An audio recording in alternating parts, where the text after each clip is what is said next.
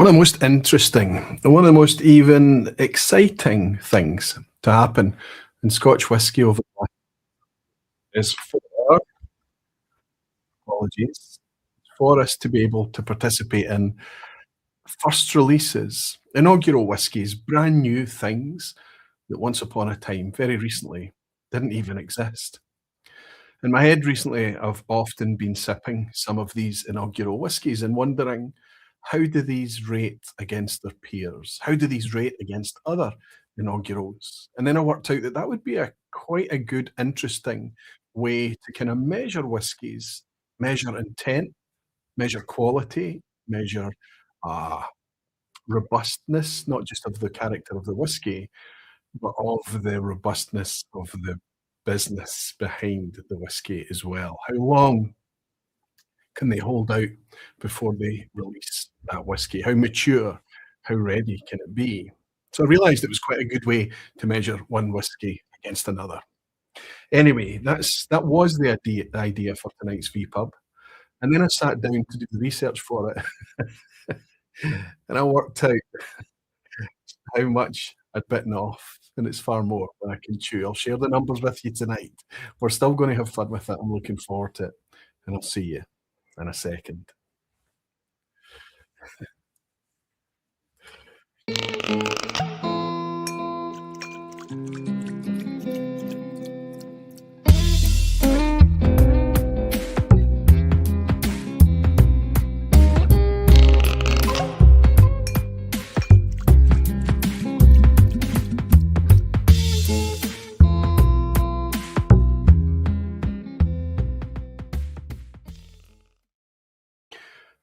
Hello, whiskey folk. Hello, everyone.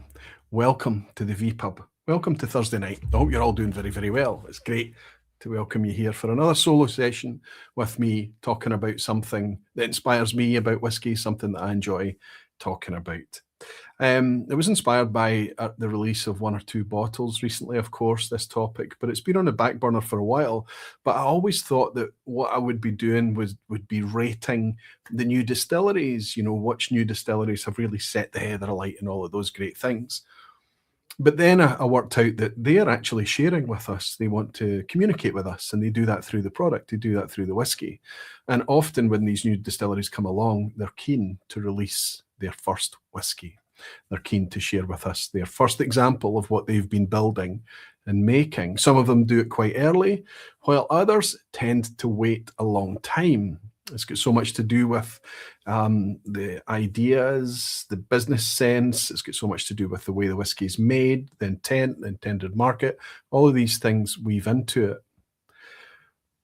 This was always going to be an interesting thing for me personally, but when I actually sat down to look through all of these new distilleries that we have, even if I just focus on Scotland, which is what I've done for tonight, even if I just focus on Scotch malt whiskey production, it's insane how many whiskies we have to choose from that really didn't exist. Certainly didn't exist when I first got into whiskey, but they're very much there now, and they're omnipresent. They're not just kind of here and gone. Most of the time, these inaugurals have become core releases, and they're things that have entered the whiskey vernacular. They're just part of our everyday whiskey drinking experiences. But what I want to do is take them all back to their first ever release, the first entry into the market. There's going to be caveats. There's going to be things that, no two distilleries do it the same way. Absolutely true. So there's not always been a very clean cut release. It's not just a case of toggling it on and making it available. There's been a lot of staggered releases. There's been a lot of kind of hints and pre-releases before it's even been 3 years old for a lot of distilleries. And then a lot of distilleries have had a much more strategic, planned route forward to what was going to be their first kind of main release. So we'll talk about all of that tonight, and we'll compare all of our whiskies based on what I see as being the first kind of main release, the first release for the majority of us to get our hands on it. That's the rough plan. I'm looking forward to it. Hope you guys are too. I don't have anything in the glass tonight, so I'll get my first clean Glencairn. And I have so many bottles off to my left right now. I'm a wee bit spoilt for choice. I'm looking for something that's not too heavy to begin with. Let's go with this one, which is not going to be talked about too much tonight. I've already opened this. This is not an uncorking. This has been on the shelves for a wee while. But it means that I've got something in the glass so I can raise a wee glass with you guys and welcome everyone in on this Thursday evening. Cheers to everyone. Hope you're sitting comfortably. If you're picking this up on the replay, like so many of you do, I hope you're also sitting comfortably. I appreciate very much you picking it up on the replay, but it's very, very nice to hang out here with the folk that have turned up live. So welcome everyone and cheers, Slanchevag, to your health.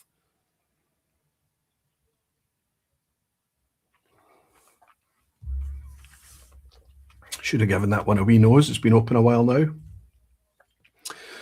This is an inaugural with an asterisk next to it. What I've put in the glass is this beautifully made acorn-shaped bottle from the Southern Highland Distillery, Strathearn, owned by Douglas Lane. This one's 50% ABV. I don't think this is a repurchase. I think what you're seeing here is the level. This is how much I've been enjoying this whiskey over perhaps 2 years. I think this has been out now. And that's no judgment on the whiskey and everything to do with the sheer amount of whiskies that I have. This one's probably been ever so slightly neglected, and for no specific reason, because I think this is a good whiskey. But it doesn't feature in our top 10, or our top 15 list tonight. It was originally going to be a top 5, and it stretched to a top 10. When I sat down and worked out everything, I realised that there was going to be 5 left out, so I just made it a top 15. I hope that's okay. It means that we'll need to rattle through things quite quickly tonight. And I know you're probably having a laugh. It's not really what the vPub does. It's not really what I do, rattle through things quickly, but we'll give it a go tonight. Anyway, let's go on and see how you guys are doing, see how you're all getting on. Let's do what we always do and welcome some of you beautiful whiskey folk and dedicated barflies. This is a nice wee whiskey. Let's see who we've got in tonight. We've got Christian Jensen. He's saying, great to have you at the steering wheel Aquavitae. Pouring myself the only on-theme dram that I have for tonight, the Edradour Inaugural. This one charmed me from the first sip. It did me too, Christian. I think it's a good pick. We'll be talking about that one tonight, definitely. Herben Blocker in the Netherlands, he's saying Aquavitae. Good evening, Roy. Nice to see you. Nice to see you, big guy. Hope you're keeping well. Whiskey Weekend Dram is saying good evening, Roy. Also, Harrow, I think you're also in the Netherlands. Now I'm second guessing myself. Apologies if I've got that wrong. I think I've got it right.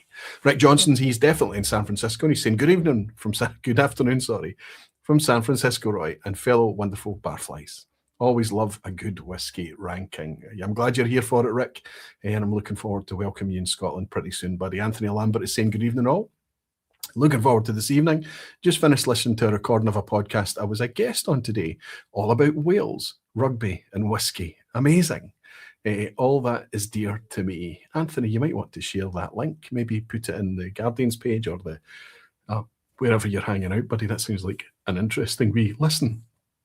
Excuse me. Jerry Miller is here. Good to see you, buddy. Saying good evening, Roy. Nice to have you, Jerry. And Big Jimmy Jazz is saying good evening, Aquavitae. Sticking with Scotch inaugurals. So sticking with the available Edradour. But oh, that Wireworks. I know. There's been a couple of kind of first release type things from down south that were actually worthy of merit.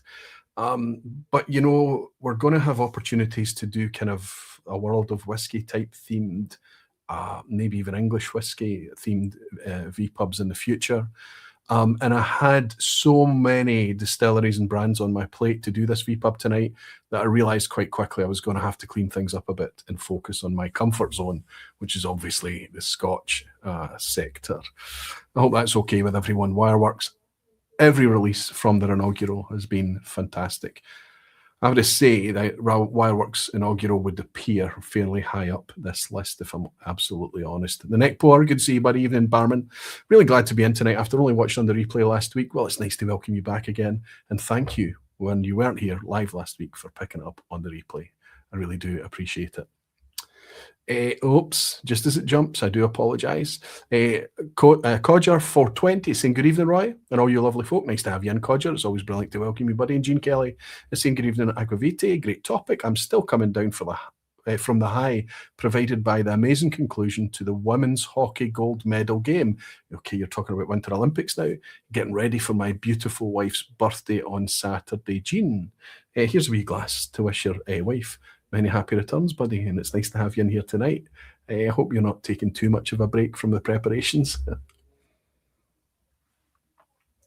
Scott Allen in Arizona saying, good evening, Roy. Great topic. I've been preaching about new distilleries to anyone who will listen. Scott, you and I are similarly afflicted.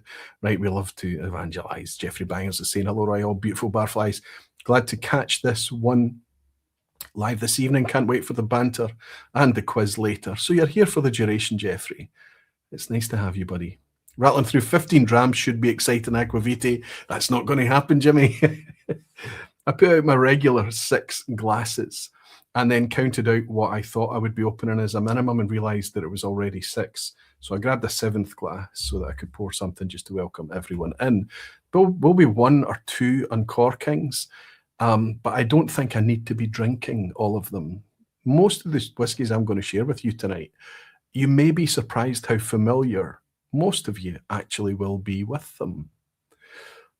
Sugar Kitty saying, Aquavit, I heard Kitty. Nice to have you in, Jeff. How are you keeping, big guy? Nice to have you here looking after us. All my moderators, I'm very, very grateful to you all. I know with the YouTube updates and things where it's changed a lot of your handles, your usernames, some of you lost the admin privileges. I don't think I had to toggle on Jeff's again. So if that's happened and we feel like we need admins reinstated again, it's not that I've removed it. I'm happy to reinstate anyone I've lost their admin status, or moderator status, I should say. Pedro in Brazil is saying, good evening, barflies and Aquavite. Pedro, it's always brilliant to have you. And Arnie, just across the town, is saying, Doorodram, that is, of course, is saying, Aquavite. It's no hyperbole when I say how blissful it feels to come home late on Thursdays to sit down with you and all you wonderful barflies. A curious topic tonight, I'm mega poised for Aberargie. Aberargie won't appear tonight because Aberargie is on the horizon. I knew it was springtime, but it's actually going to be sooner than I expected. It looks like it's going to be the 3rd of March from what I can gather. It's £65, 48% ABV. It's going to be somewhere in the order of 8 years old. Immediately after this vPub goes out, there'll be another inaugural on the market. Whiskey Games UK saying, hi Roy, looking forward to seeing how well the Aberargie Inaugural is received. Me too, Matt. Interesting that it's on a lot of people's minds. It shows that there's still some appetite and excitement out there for certain products. And Mr. Ralph Oz is saying, happy Thursday, just got home from my first trip to Campbelltown. I did the Eat, Sleep, Eat, Repeat tour. And it was incredible. A must do for anyone who hasn't done it. It looks expensive, right? But it's one of these experiences that I suspect a lot of us are going to feel afterwards like we should be going back and giving them a wee bit more money, because it's really, really well done. It's brilliantly well done. I'm not sure, says Jimmy Legg, why I've not been selected as a moderator. Oh, wait, says Jimmy Legg. Often it's not that I'm selecting specific people. Most of the moderators have been put in place over the years because setting up for a vPub, we found some spam or some trolls in or something like that, and I quickly clicked on some trustworthy looking familiar faces and gave them, just put it on their shoulders like Alistair Gray. He would have just turned up one night and worked out that he was a moderator. Nice to have you, Jimmy. It's always a pleasure, buddy. I hope Angie's doing well. 1 month to go, Aquavite. He's talking about you need to go. In fact, is there any way I can do this? Can I show you this? You need to see what's happening for the Independent Spirits Festival. You know, we started this last year and we knew that we could change a few things. And I say we're talking about David. David does most of this. It's all on his shoulders. He's the organizer, of course. We are just wee helpers that put our hands up. People like Keith and Guy are doing much, much more than I am. But we realised that would maybe become a wee bit too optimistic, because we looked at the amount of exhibitors in 2025 and it looked like it was going to be less in 2026. But of course, that's not what happens. As time goes on, more and more exhibitors appear. More people put their hand up, more people want to be involved.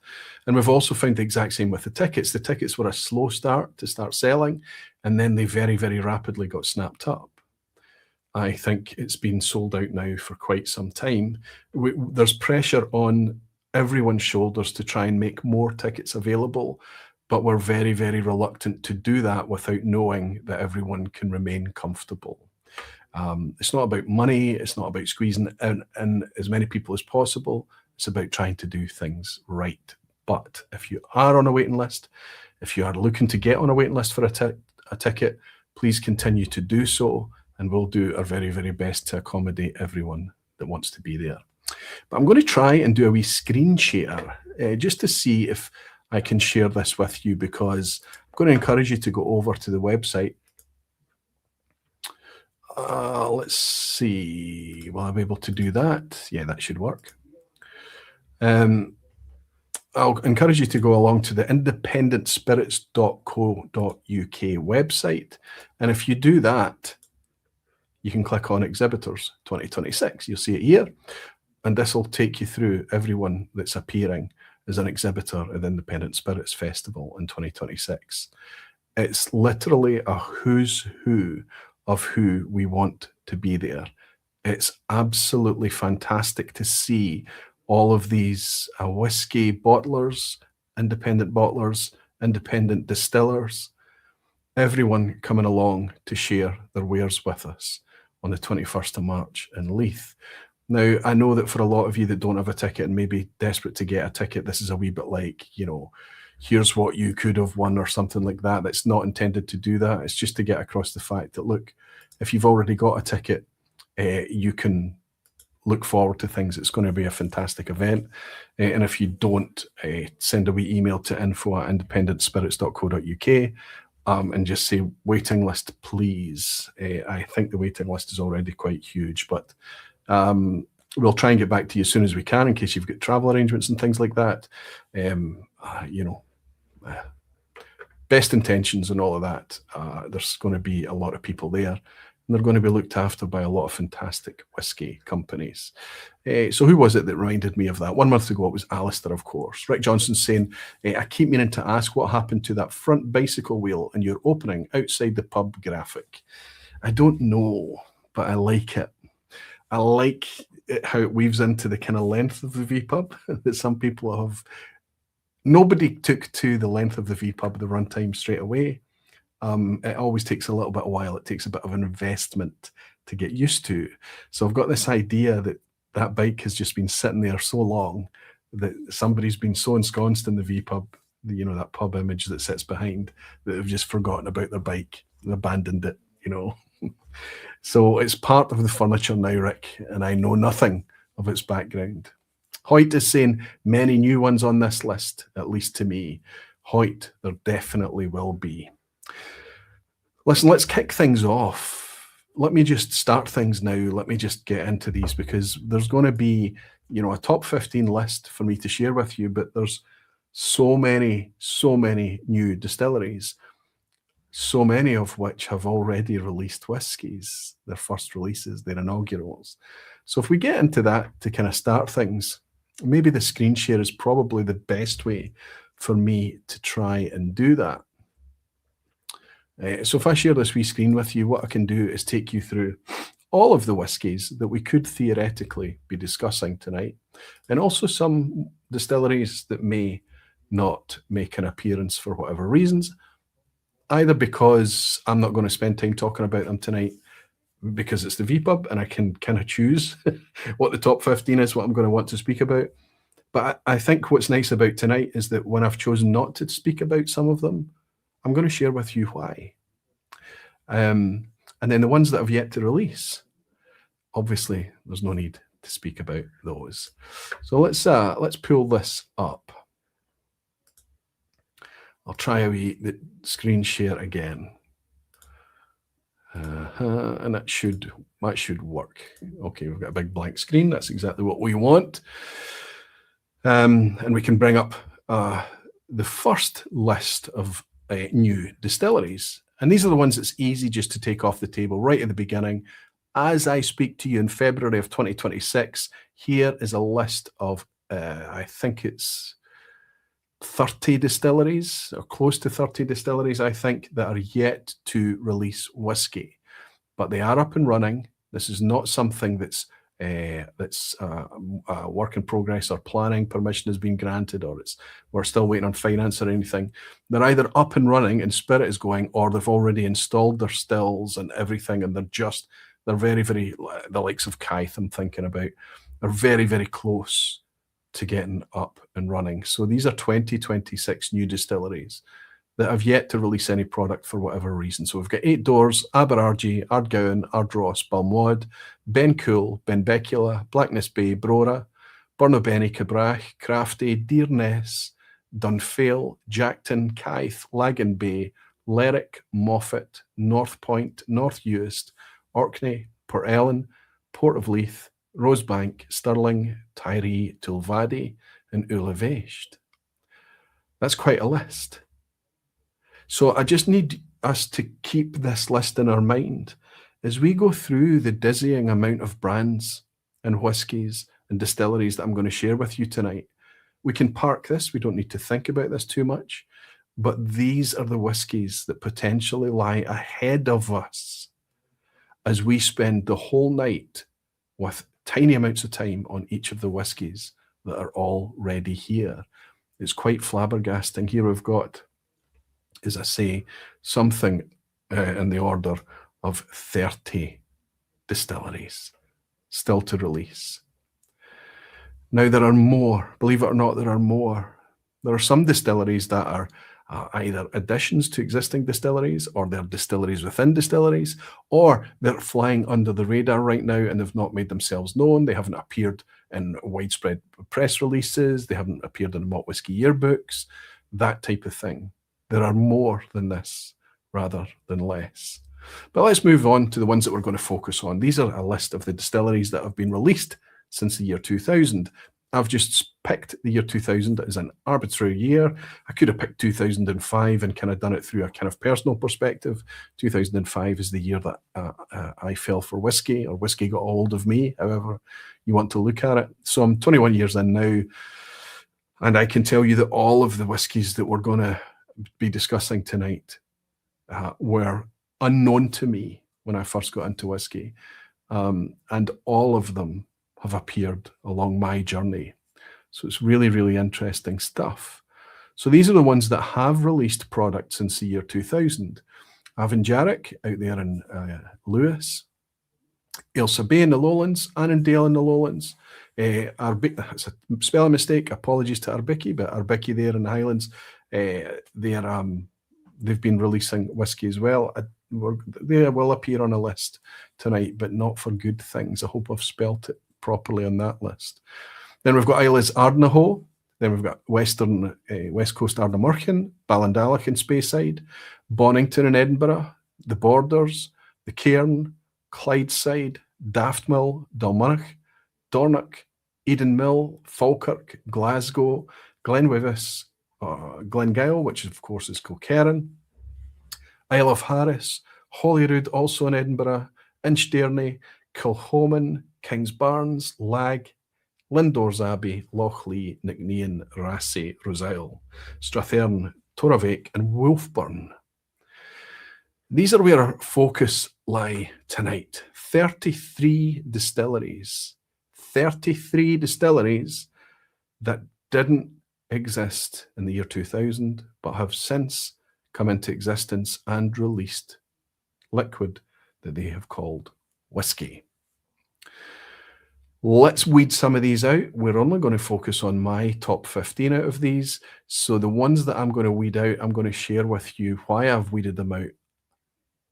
And I think it's important to understand that if I was to measure them based on where they are today, that top 15 list would be remarkably different. This is important that I caveat this. We are not ranking these top 15 distilleries because it would definitely shuffle. We are ranking them based on their inaugural release, because first impressions count.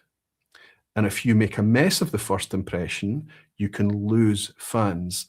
But if you get it right, like so many have, you can gain immediately a lot of kudos and a lot of invested people who love your product. And if they love your product, there's a good chance that they're leaving other products behind, not just competitors, but legacy distillers and things like that, and maybe products from other countries, that type of thing. So it's all about trying to get attention. It's all about trying to get the chatter. It's all about trying to get the things right in order for you to be taken seriously and for you to be enjoyed. Anyway, yeah, 33 distilleries, quite amazing. But what about these, weeding them out a little bit? First list is cruel, but in my opinion, I'm going to share with you a short list of distilleries that I believe their inaugurals were too early. Almost all of the whiskies I'm going to share with you on this list have come a long way since. It's not a commentary about where I think their whiskey sits today in 2026. Not at all. It's everything to do with how they treated us on the inaugural.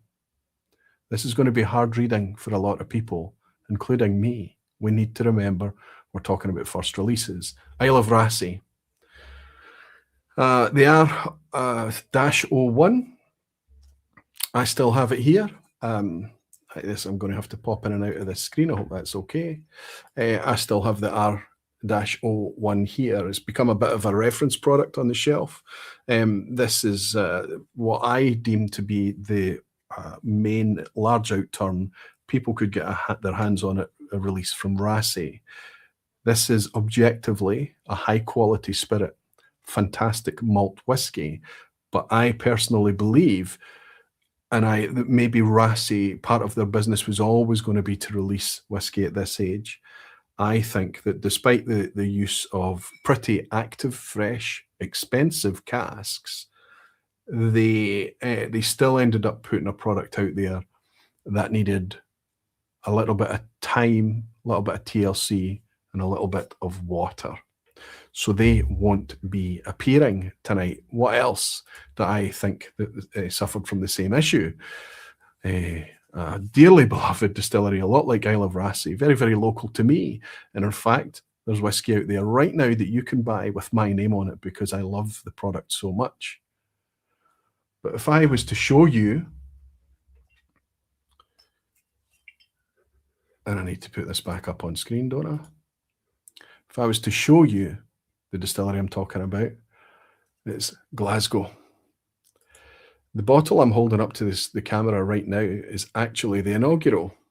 This is the Inaugural. It's still sealed. Why is it still sealed? Why have I not got it open? Well, there was a lot of this going around at the time. They were lead sponsors at Glasgow Whisky Festival. It was widely shared. It was shared at the Glasgow Whisky Club. There was lots and lots of places I got to try this, and it was sold at bars and things like that around Glasgow, being the first kind of Glasgow whiskey to come back on the market again. However, if I was to hold it up against, I don't have another bottle of Glasgow handy, but you would see that this is much smaller because this is not a 70 cl bottle. This is 50 cl. 3-year-old whiskey, 50 cl, and it was £100. It cost me £100. And I signed up and I went for it straight away. I was on the waiting list, and when it was released, I got early access to it. I was really, really excited about it. And yes, I have to admit, very, very different to how I feel about Glasgow today. I felt a wee bit let down. I felt let down because of the price. I felt let down because of the 50 cl, all of that. But I especially felt a wee bit let down when I sipped the whiskey and thought, super promising, lots of flavour going on, but just a little bit hot. And when things are a little bit hot and a little bit young, they tend to lean heavily on the cask activity. And sometimes that can work really well. Sometimes it can feel like you're dealing with two things fighting for attention in the same glass. And I think the Inaugural Glasgow was just a wee bit knees and elbows. What else could I say the same thing about? Clydeside. I've also got it here. Again, it's another Glasgow distillery. This is the Inaugural Clydeside that I'm holding up to the camera right now. This is Stobcross. Now I've got a bucket, not quite as many as bottles of Glasgow distillery I have on the shelf, but I've got a lot of Clydeside down there now. I love the Napier. I love their Fortnight, their peaty version. I love the single casks they often do, especially if it's in a nice cask, like a nice, from my opinion. Bourbon, a little bit quieter, that type of thing. I love the stuff. The Stobcross suffered from the exact same issue as Glasgow. Now, this was quite a bit cheaper. This was far less expensive than the Glasgow distillery, and it came out a year or two after, maybe 3 years after the Glasgow was released. And I think it's a striking bottle. You can see how I've got on with this. There's probably 2 drams out of that. Now, I bought 2 bottles of this, I have to be honest. There was another bottle, both of them got opened, and the other bottle went away to a pal. But I can tell you that that bottle is only barely back past the shoulder as well. It's nice to have there as a reference point, as I say, a bit like the Razzie. But that's about it. It's not a whiskey that I'm going to love and reach for. And I think it's dangerous when that happens, because there's a risk, right, that we might not go back again. Not necessarily back to the bottle, but also not back to the distillery. The other one is Wolfburn. Again, I've got a few Wolfburns, much more up-to-date Wolfburns, a 10-year-old, a 12-year-old, a Cask Strength, a Morven. What's the other one I have? It's not Highland, Langskip. I've got other Wolfburns over there that are tasting and playing and coming across much better. But the early Wolfburns were also, in my opinion, a bit confusing and a little bit raw and young. And finally, here's one that I'm going to put up on the list that will have everyone throwing their toys out of the Islay pram. Kilchoman. Look, we have to keep repeating throughout these negative lists, let's say. We're not talking about how we view the distillery today. There's 18, 20 years worth of whiskey coming out of Kilchoman now. It's not the same that it was. But I was in Islay sipping their Inaugural. We opened it at a campfire out the back of the Bowmore Hotel. Somebody brought along a Kilchoman Inaugural and uncorked it at the fire, threw the cork in the fire and said, "We're drinking this tonight, boys." And we sat, 10 of us sat there, in 2010 that would have been, I think, 2010. It was 2010. I know exactly why, because it was my birthday trip. So 2010, and that bottle got rinsed. It didn't survive the night. And of course, in that environment, it went down very well. People were quite happy. But I remember thinking, I enjoyed the thickness of it. I enjoyed the salty peat. I enjoyed the kind of funky, weird farm thing going on there. I enjoyed all of that, but I remember thinking, this is raw compared to the other whiskies that we'd been enjoying on that trip. I felt like Kilchoman was raw.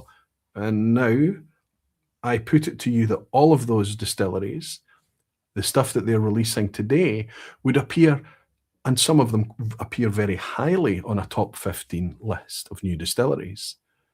But if we judge them by their inaugurals, only by their first release, we have to agree, potentially, we don't have to agree actually, but many of us may agree that that list was all released just a wee bit too early. What say you? It's the first negative list out of the way. And Gary Field is saying, Ralphie didn't rate the Napier at all. I like it. I do like it. I think you have to go into it knowing that and judging it for a 6-year-old from an active sherry cask. This is 6 years full maturation in Oloroso sherry. There may be batch issues with the Napier as well, but you might remember a vPub not so long ago where I bought a new Napier to judge against the Napier that only had a certain amount left in it, to make sure that the people that were saying I don't love the Napier were sipping the same thing as me. And I felt that both of the Napiers I had were good. I think that we have to go into these new inaugurals with an open mind most of the time and know that we are sipping young whiskey. It's unlikely that we would turn up at SMWS and continually buy single casks of their product with a 3-year age statement, a 4-year, a 5-year, 6-year, whatever it may be. These are young whiskies. But if we did buy it, single casks or small batch, whatever it may be, from SMWS or elsewhere, we would go into it knowing that we've bought something young. The problem with inaugurals and first releases is that we don't often get them at the price that we would get other whiskies that's sold young at. We have to pay a wee premium for it. And also, I think that we are perhaps asking the whiskey to perform to its price point, which can be difficult. Especially when Kilchoman first came out. Kilchoman, I remember the chatter at the time. It's easy to forget it now. But a lot of people who were happy paying 25, 28, 30, 32 pounds for their whiskey, they weren't happy to pay, I don't remember what it was, 45 pounds, 50 pounds. I'm going from memory now, but I remember discussions about the first releases from Kilchoman being expensive. I'd even say that Kilchoman also released too early. Pedro, we agree that you probably put that comment up before you saw me release Kilchoman on the list. Wolfburn Aurora was sold here May. You feel the same as me, Gene? I have to say their 12-year-old is miles better. I didn't rate Kilchoman for quite some time, says Jimmy Legg. Visiting the distillery didn't help Aquavitae. It's interesting. I think a lot of people have very good, warm, cozy feelings visiting the distillery. I hope you give it a second chance, Jimmy, because I think it's worth it.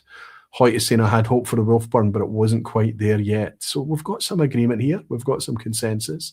Well, Jim Whiskey Novice is saying raw sums a lot of the stuff well, Aquavitae, but hey, look at most of them now, eh? Cheers, buddy. We agree, and I think we have to continue to, if I do caveat the rest of tonight with that, I hope that's not too tedious for you all.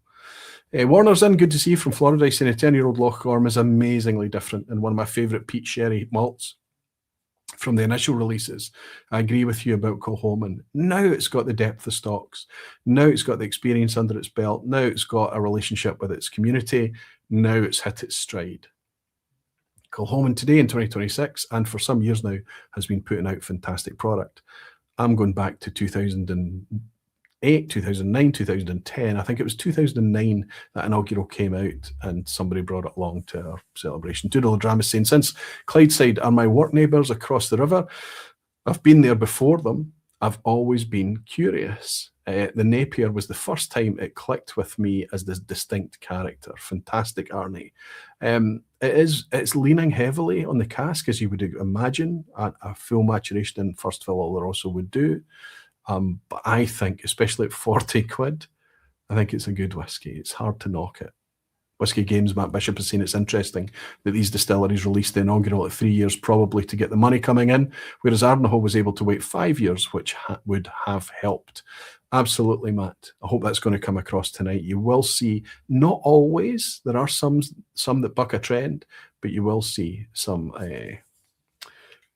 consensus there and some agreement between age, price, and how good the whiskey is. Gene Kelly saying, I wonder how people in the UK and Europe would feel about paying the prices we pay here in the US, Aquavitae.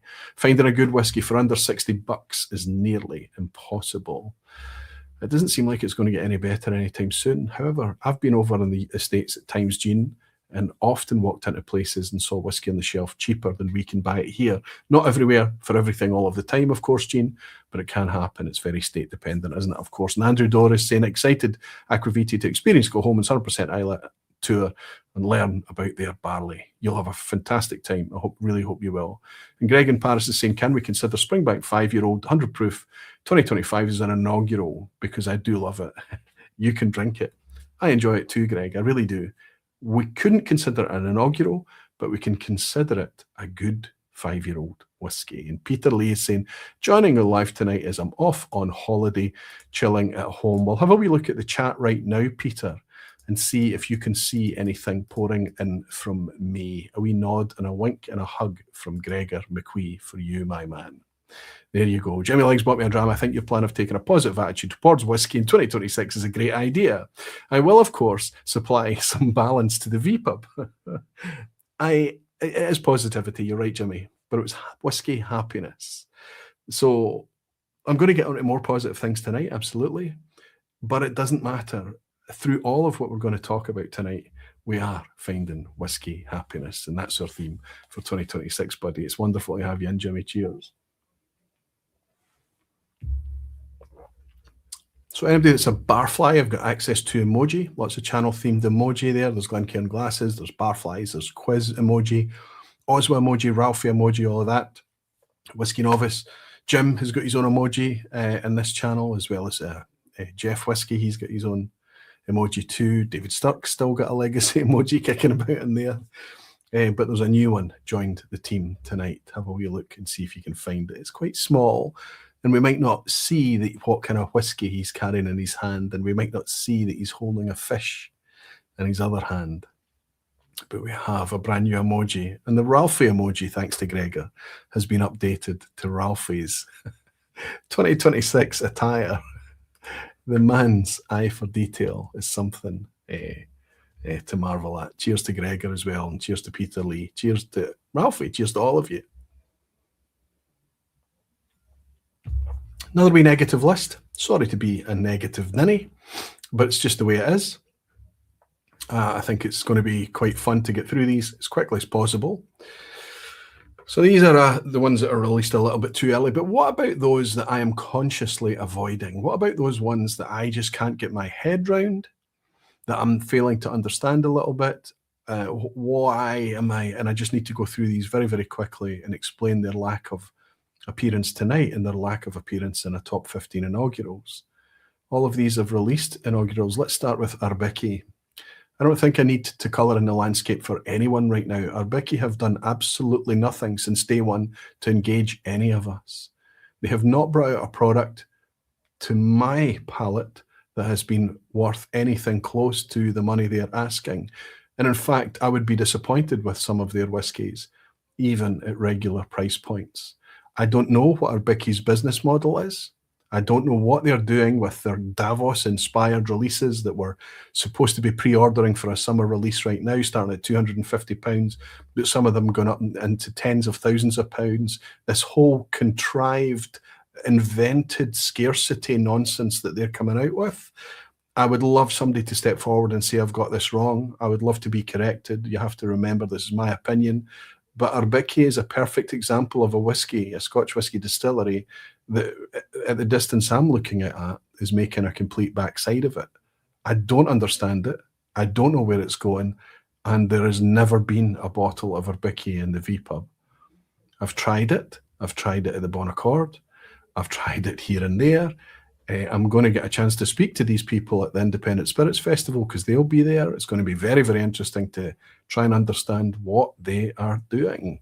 Next up is Dalmonic. Now, this is an easy one that I'm consciously avoiding because Dalmonic is a huge distillery owned by Chivas Brothers Pernod Ricard, built on the exact same site that used to house Imperial, a wonderful malt imperial malt whiskey, and it's becoming really quite sought after and expensive now because it's been demolished for near on 25 years.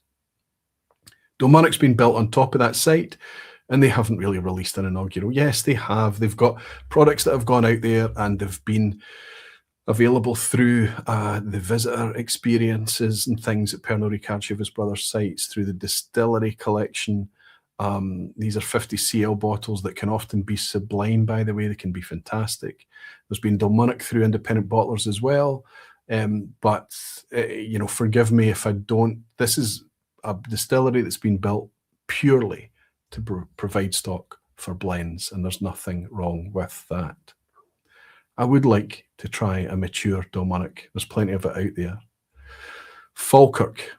There's a wee asterisk next to that there because Falkirk are one of these distilleries that did a very, very strange thing where they kind of muddied the water with the inaugurals that were going to be, was it an inaugural or were they kind of doing a tiered thing with a very, very small quantity going somewhere? In the end, what they did is, as not just a retailer, but a distiller released straight to secondary.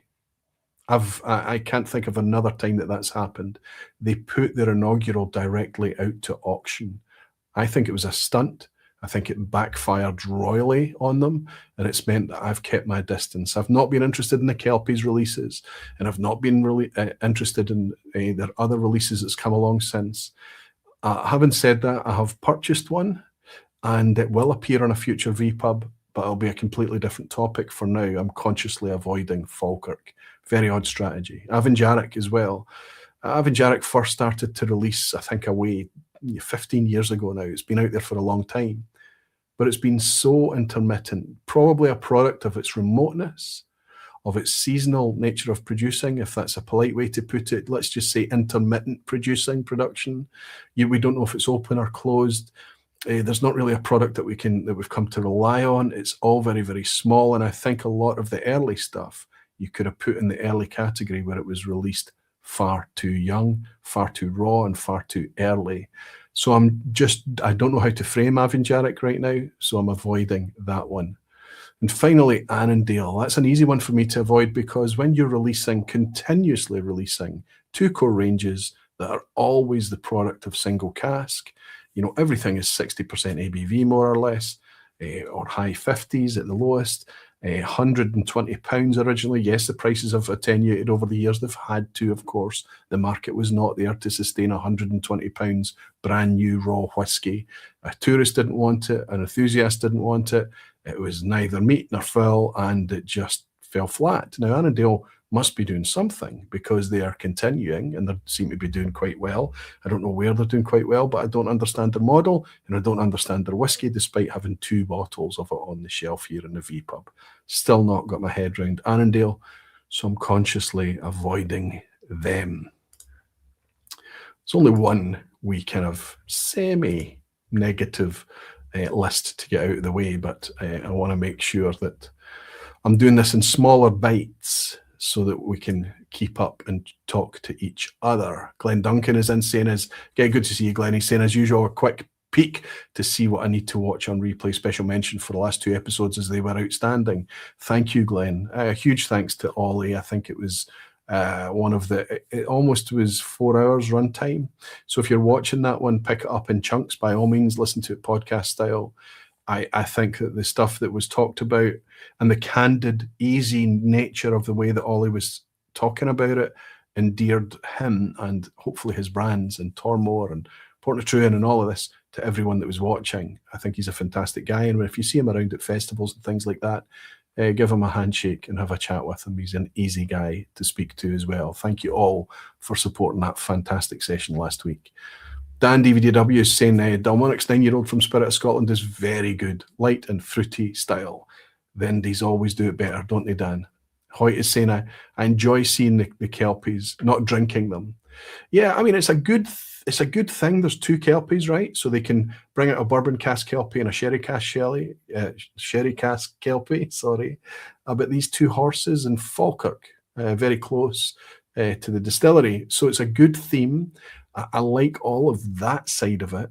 And the prices, I don't know what the prices are actually. I think Kelpies are one of these things you have to apply to buy, I think.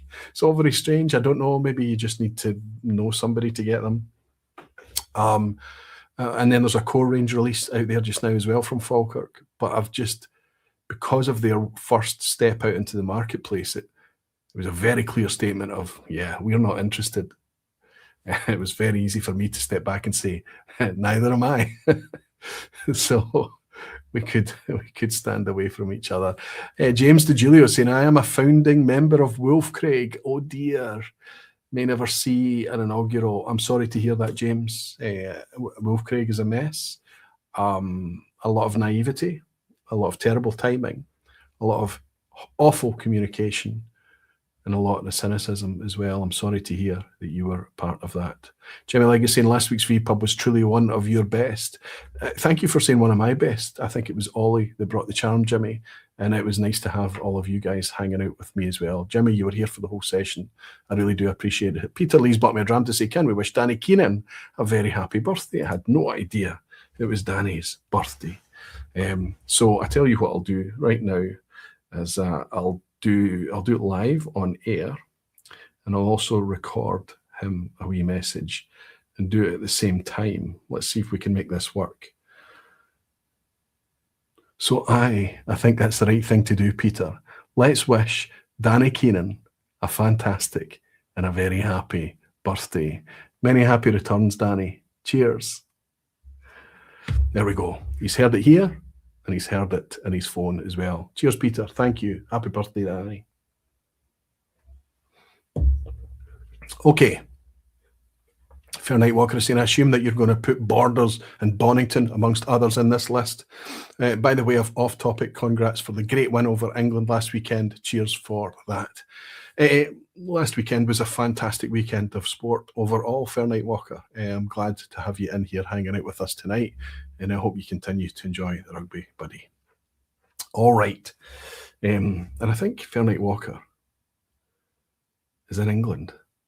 So I think it's an even nicer thing to come in and congratulate. Yeah, after Scotland took a bit of a beating and struggled to come back into it in Rome, we managed to do it at Murrayfield in the Calcutta Cup against England. Anyway, let's move on to the next thing.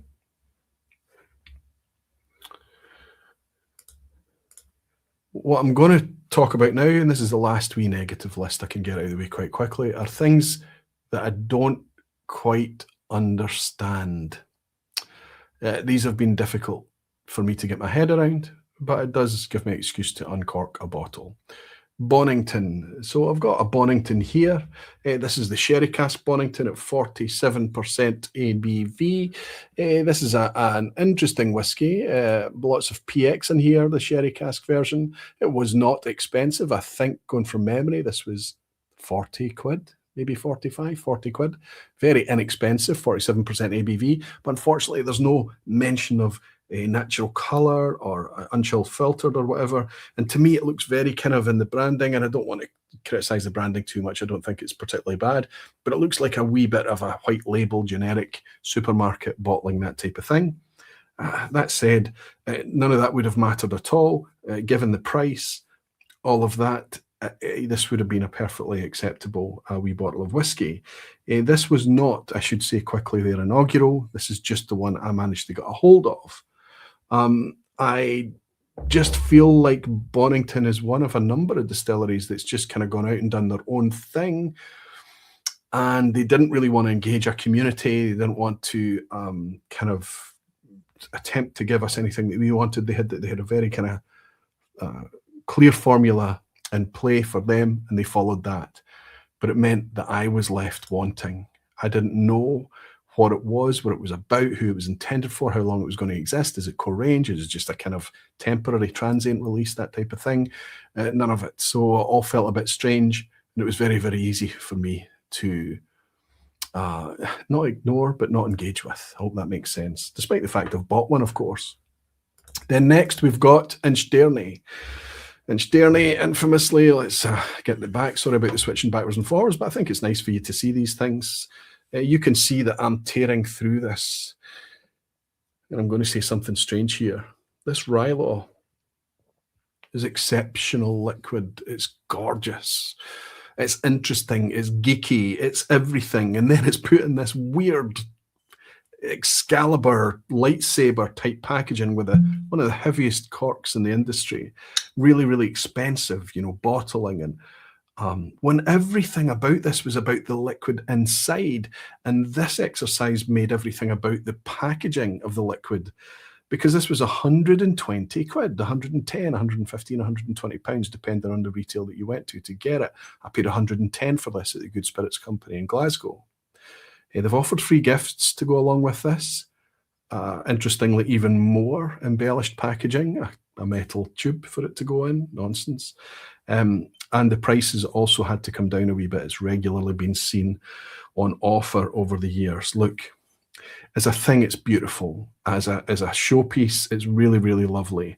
It's kind of the thing that you would imagine that a really, really old whiskey would go into, because then the cost of the whiskey would make this as a ratio pale into insignificance, something like that. Not that I'm advocating superfluous packaging anywhere.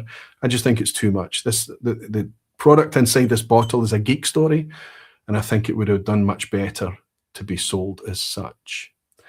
That said, I've not given up on Inchdairney because the liquid is fantastic. That release for me was difficult to understand.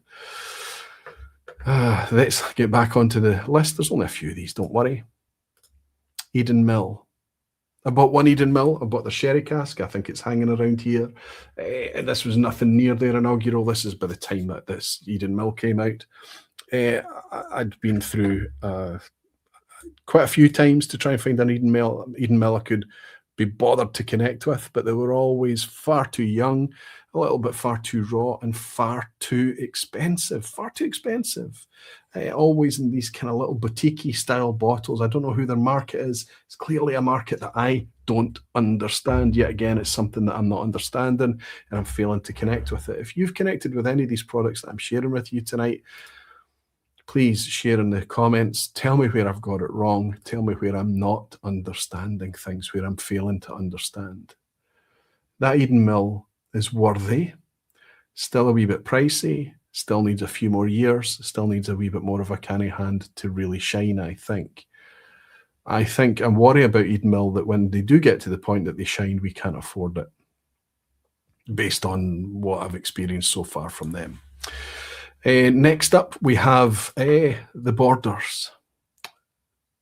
I was so excited about the Borders. I was looking forward to seeing what they would bring along. I really was. But I've got their inaugural here, and it's still sealed. This is quite a weird mix of stuff. Firstly, it's a weird mix of malt and rye. And this is mostly rye in this bottle. It's 36.2% single malt and 63.8% rye. So it's very easy for them to put on a statement on the back. It's an odd statement, right enough. It says bottled without filtration. Well, it's not true, is it? All whiskies that are bottled receive filtration. I think what they mean there is bottled without chill filtration, which is an important thing to put on your whiskey. It's an important policy to adhere to. £35. We don't care if this is young. You know, we don't care if this is a wee bit jaggy and a wee bit edgy. This is kind of their business models to saying, okay, this is what we're working on. This is wild because the rye is made by us and the malt is made by us. We're vanning it together and we're bringing out this rye malt mix, first product to come out of the Borders, first whiskey to be made and released from the Borders in well over 100 years. Really exciting stuff. What we've actually got in a bottle here is a single blend where the grain component and the malt has come from the same distillery. Exciting, right? Really exciting. £35. They've nailed it until you see that they've put it out at 40% ABV. 40% ABV. They've put it out at a mass market price and a mass market bottling strength. And again, another geek story that has been completely... Now, I know you're saying, Roy, you've not even tried it yet. You're giving it a hard time. You've not even got it in the glass and you're giving it a hard time. I've tried this whiskey. I've tried this whiskey a few times, but this is my own bottle. Finally getting opened so that I can try and explain to you what I mean by bottles I don't understand. Surely it's clear to you. The story behind this bottle is fascinating. And yet it's diluted down to the minimum ABV. Look, it's still whiskey. 40% ABV is a legal bottling strength for whiskey. And a lot of people that don't really fully connect with neat spirits might need a lower ABV in order to access the whiskey and things like that. But I cry nonsense to that. If you give them a 46% ABV product, even a 48% ABV product, and it's full of texture and mouthfeel and flavor, they can put a wee teaspoon of water in it. They can bring it down themselves. But nothing has been stripped out before that happens. This has been stripped, maybe for cosmetic reasons, but I suspect this has been stripped to meet that £35 price point.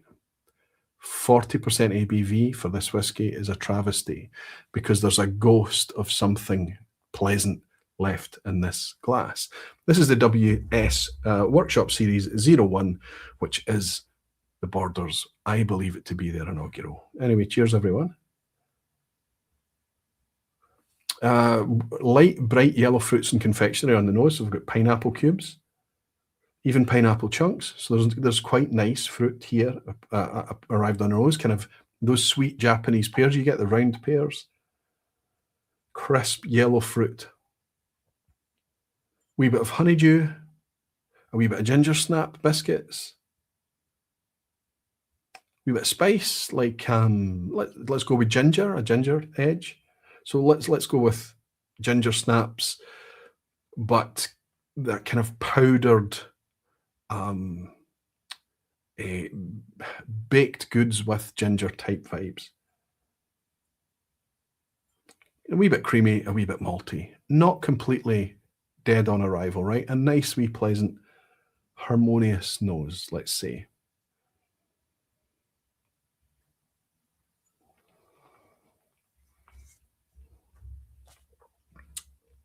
dead on arrival. So the problem with this is we know that when we water down whiskey and we're enjoying whiskey, that we can often really access lots of beautiful things on the nose by bringing things down with water. You know, water can really make a whiskey pop when we're doing it at home, adding our own water. What I don't like is when water has been added to the thing as it's been bottled, so that I don't get any choice. There's no way I can go backwards, and there's no way I can reconcentrate the whiskey or bring it back up in any way. I'm forced to try and taste this as a watery version of what it once was, and that is heartbreaking. Because I think that clearly the palate on this, there's enough of it to kind of give you an idea of what could have been, but the mouthfeel is not there. There's a saccharine element, all that kind of confectionery thing that's promised on the nose comes across as almost like a saccharine sweet thing. The finish drops off very easily. The development doesn't, it kind of develops a wee bit mid-palate. Let's have another wee sip.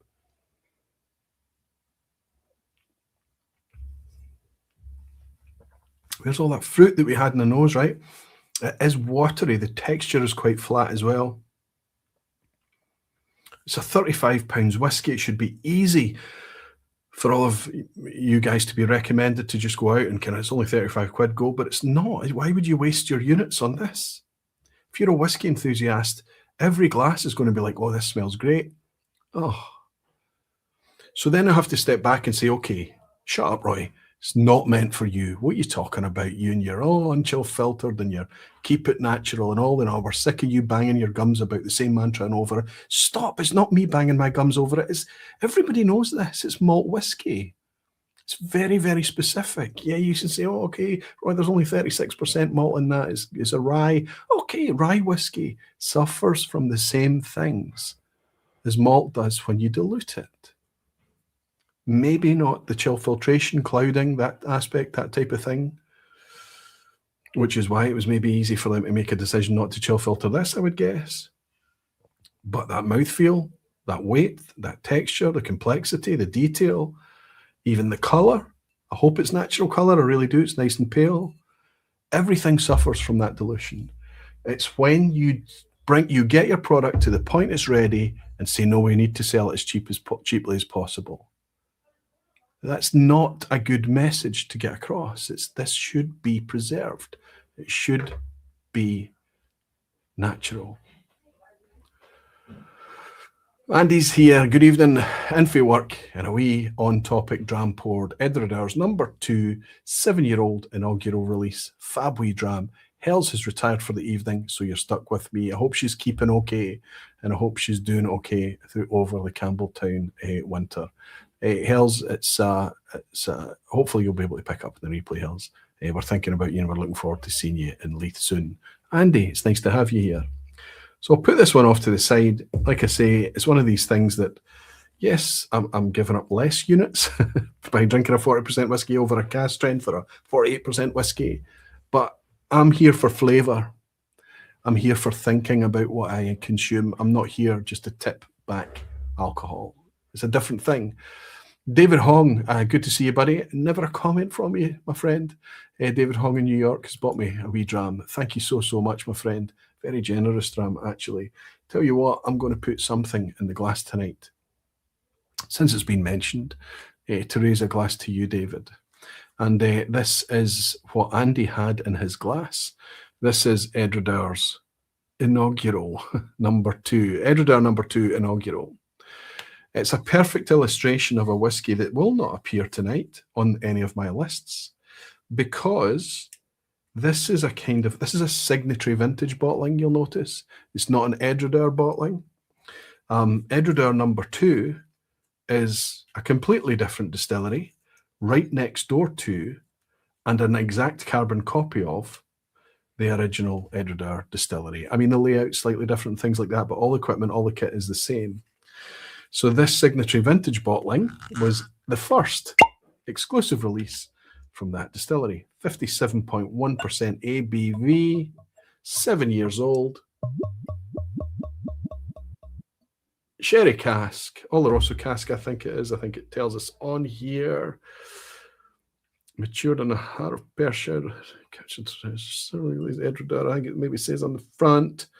Scotch whisky, first fill sherry. Well, assume that that means Oloroso. It could mean PX as well. I've tried this, but this is me getting around to opening a bottle I've purchased myself. 45 quid. Huge blast of toffee, dark toffee, treacle toffee, lots of dark, rich caramel, dark chocolate, cherries and chocolate. There's a big rush of flavour. This is really this is screaming for a wee bit of water. I hope I've got my water dropper handy and not spotting it on the desk where it almost always usually sits. What have I done?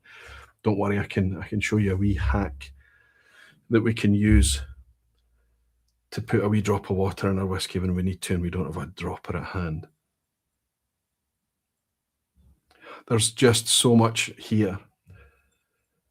Heavy spice, a density to things, brought about, yes, by the ABV, certainly brought about by the fact it's from first fill sherry for 7 years, but also that Edradour spirit. The warm tubs, it's quite a dense thing. It's mouth-watering as well. Lots of spice, nutmeg, really quite strong on nutmeg spice. Wee bit of spicy pepper and cinnamon. Maybe even a wee bit of chili, and maybe even a wee bit of, if you're going in there, there's something, maybe a wee bit green here. Maybe a mint, maybe a menthol, maybe a spearmint, nettle, something like that, like green wet leaf, and then back to the big warmth of the spices and things. Anyway, I'm going to have a wee sip neat.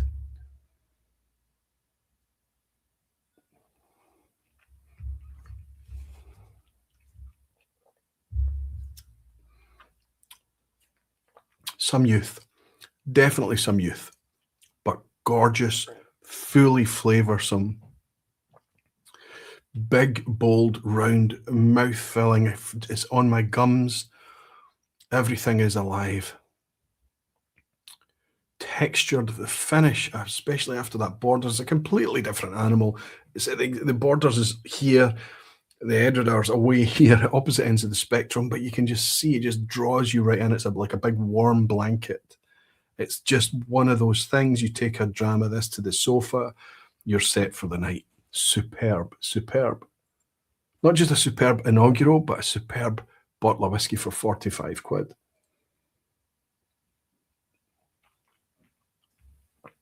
So what I'm going to do to put a bit of water in it, I don't have a water dropper at hand. Just going to tip a couple of fingers in. And it's easy to get a wee bit of water into the glass. I do have a water dropper at hand. I know that I do. I always do. But anyway, see what the water does to things. So I got a wee bit of red fruit from the start. I got a wee bit of kind of cherries and chocolate. But this almost brings a kind of fresh raspberry thing. So it's brought that green note in again. I don't know if anybody knows what I'm talking about when I talk about almost like a green.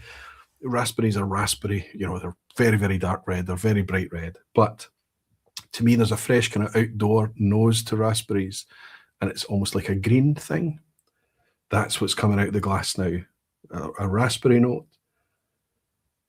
Lovely sweetness like sugars, brown sugars, light brown sugar. That chocolate is still hanging around there. So what I'm getting is there used to be a confectionery in the UK. Andy, if you can go with me on this, is there any way you would get a ruffle bar from this glass? Dark chocolate, raspberry fondant.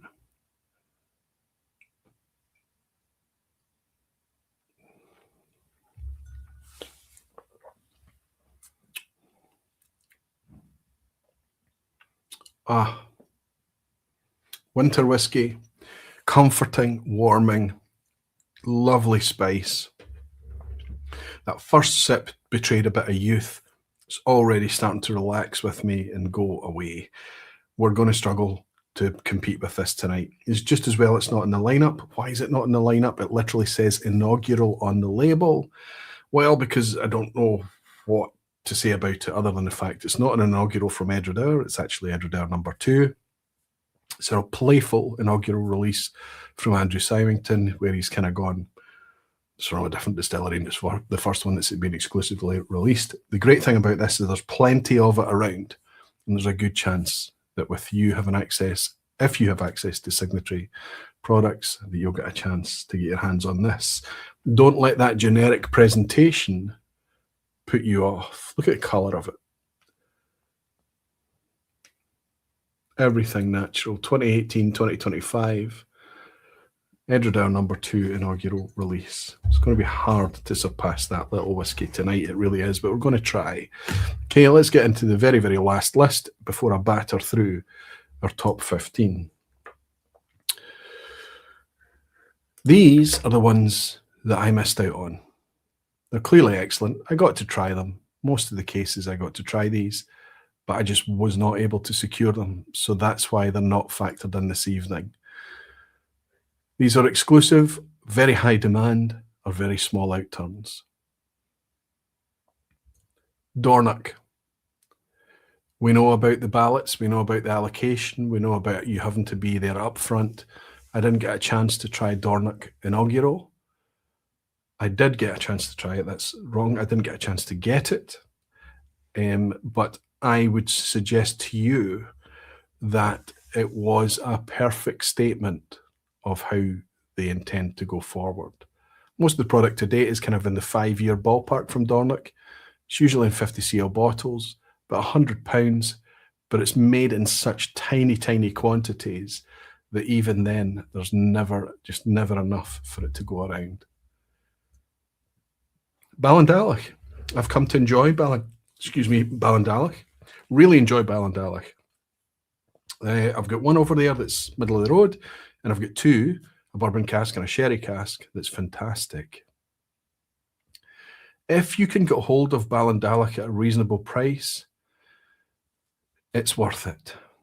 If you have to pay over the odds, I have to say that sherry cask, I paid over £100 for it. I loved it so much that I bought a backup from it. It's appeared on the vPub in the past. Absolutely adored that whiskey. It was beautiful stuff. I overpaid. That is too expensive. But it's starting to come out a little bit cheaper now. They're starting to bring things out that's just a little bit more in line, a little bit more accessible, and I think it is worthy of your exploration. Remember, we're talking about inaugurals here. That's what I was not able to get a hold of. Glenwivis. I've come to enjoy a few releases from Glenwivis. I'm currently at a 50-50 ratio with them. Bottle over there right now that I don't really enjoy, and a bottle over there I'm on my second one of, because of the tropicality. A beautifully gentle, tropical, juicy dram. Quite incredible. The other one, it looked to be the same age, just from a different vintage. Much more raw, much more jaggy, much more hard, difficult to get on with, reaching for far too much water to try and tame it. But I think I'm looking forward to good things in the future. Glenwivis needs to build towards more mature stock, more mature releases, rather. Strathearn is asterisked here because I have what they've called their inaugural. That's the inaugural from Douglas Laying. There were Strathearns available in the market before Douglas Laying. We can say that, look, this is a different thing. This is an inaugural after Douglas Laying took over, after their production's been able to go into the mix as well. It's a much, much, much better whiskey, but Strathearn has been around for a bit longer. Whoops. And there we go. That is the lists of the whiskey that are not going to appear in the top 15 tonight. That's the quiz for later. We can remove that. We don't need that until later this evening. So now all that's left is for me to get into the top 15. We're only an hour and 15 minutes into the vPub, so it seems like a good time to do it. Jimmy Legacy and Dornoch is the only distillery where 50cl bottles make sense. I would say you could argue that Daftmill putting their whiskey out in 50cl bottles would also kind of make sense, right? Because what they make is just so small. I know that they've been around for so long now, 20 years, that they're able to build up a depth of stock now, whereas Dornoch is struggling to get to that kind of critical mass. But there's a lot of kind of really, really tiny micro distilleries. Think of Smogen in Sweden, right? Smogen is very, very small, production. We talk about just on the days that he's filling, he only fills half a cask a day. So you're talking about, you know, 1.5 casks a week type scenario. It's next to nothing. And when a whiskey like Smogan, when it's in such demand, it makes a lot of sense for it to be in 50 cl. A lot of sense for Dornoch to be in 50 cl. I have to say that I like 70 cl products. I will always prefer 70 cl. But I've got so many whiskies. It's Cardrona, Wobbs Harbour, lots and lots of 50 cl bottles that I am very, very privileged to have. And I suspect there's an argument where I might have only been able to get them because they were 50 cl, because they're able to stretch that wee bit further. I think that's the point you're making, Jimmy, right? Harrow's saying, great Aquavitae, just get an independently bottled Ballinadaloch for a good price. I love this. Now, there have been a few appear. A Ballinadaloch came out from Thompson Brothers, didn't it? I think we had a Ballinadaloch recently from Living Souls as well. So we've seen Ballinadaloch starting to appear, which is fantastic. I would implore all distillers to just give a little bit of stock out there to the indies to see what they can do with it. See where they take it. You might find it through the indie route, you're able to encourage more people into your brand. Anyway, time to go on with my top 15 based on inaugurals. So I think I've been able to pick up most of the bottles from the desk here, but over to my side, I've got 15 bottles, and it's a countdown starting at number 15. Remember, the caveat for all of this is it's not based on where I think the distilleries stand today in 2026. It's everything to do with how my own personal opinion, my take on how they did releasing their inaugurals back in the day. See if you can keep up with this, because there's so many of them. Let's start with number 15, McNean. This is not the inaugural. This is actually batch 2. I bought the inaugural. I think I only paid £45 for it. I was so charmed by it that I immediately went back and bought a second. What I didn't realise when the second turned up is that it would be batch 2. Nothing lost. I think that any of the batches I've had, I think there's another one over there that's batch 7, open, almost gone. I think any of the batches that I've had have been very, very similar. Some people argue that McNean is just a little bit too soft, a little bit too light. I think there's merit in that. It is designed to be so. There are other McNeans or other whiskies, other malts being made at McNean that are supposed to be much more robust, a bit more challenging, things that are supposed to be designed to be laid down for longer maturation. I don't think any of those have made it into these releases yet. That said, their attitude towards price, towards sustainability, recycled glass, removing the tube and not charging you for the tube, knocking a bit off the price if you didn't take the tube, for example, all of these kind of made it something of a bit of a charming product. However, it does look a wee bit like a bottle of gin, and it does talk about use in a cocktail all over the packaging. And fine, nothing, no judgment here whatsoever. I'm a whiskey geek and I want to drink it neat. That's up to me. I buy my whiskey and I drink it neat most of the time. I do enjoy a whiskey cocktail too. Would I use McNean in that whiskey cocktail? Sure. But there are probably better priced things. I think the reason that we go for single malt's sake, is that single word. It's a product of a single geographical location. And I think it's nice to taste that. Now, maybe once we've tasted it, we can start to throw it in mixed drinks and things like that. Fine. I thought McNean, you might remember me speaking about it 5 years ago back in the day when it first came out. I thought McNean was fair and I thought it was charming and I quite liked it. In the 5 years since, for me, and it might just be that I'm missing it because I've been missing single cask releases, I've been missing the cask strength releases, I've been missing other things. I've got the McNean cask strength over there actually, but I've not missed it. But it's just that I haven't been able to keep up with and move along with McNean. That said, it merits a place in the top 15 list, and that's how we open things. Then we move over to Fife. We are at Lindores Abbey. I did not get the official exclusive inaugural. The inaugural I got about Lindores Abbey, and I think it featured on the vPub at the time, it would have done, was the one that was on a huge outturn. It wasn't the one in the black bottle. It was the one that looked a bit like this. This is not that. This is Lindores core range, the inaugural, the first release that I had. The first widespread release is long since enjoyed. It was young. It was a wee bit youthful. It did have a wee bit of the knees and the elbows and things, but you would never ever call it rough whiskey. And the only thing you needed to attenuate it and to understand it and actually start to enjoy it, and I know a lot of you out there will know what I'm talking about when I say this, was a second glass. The first glass, especially back then, came off a wee bit hot. You had to be careful what you were sipping it alongside.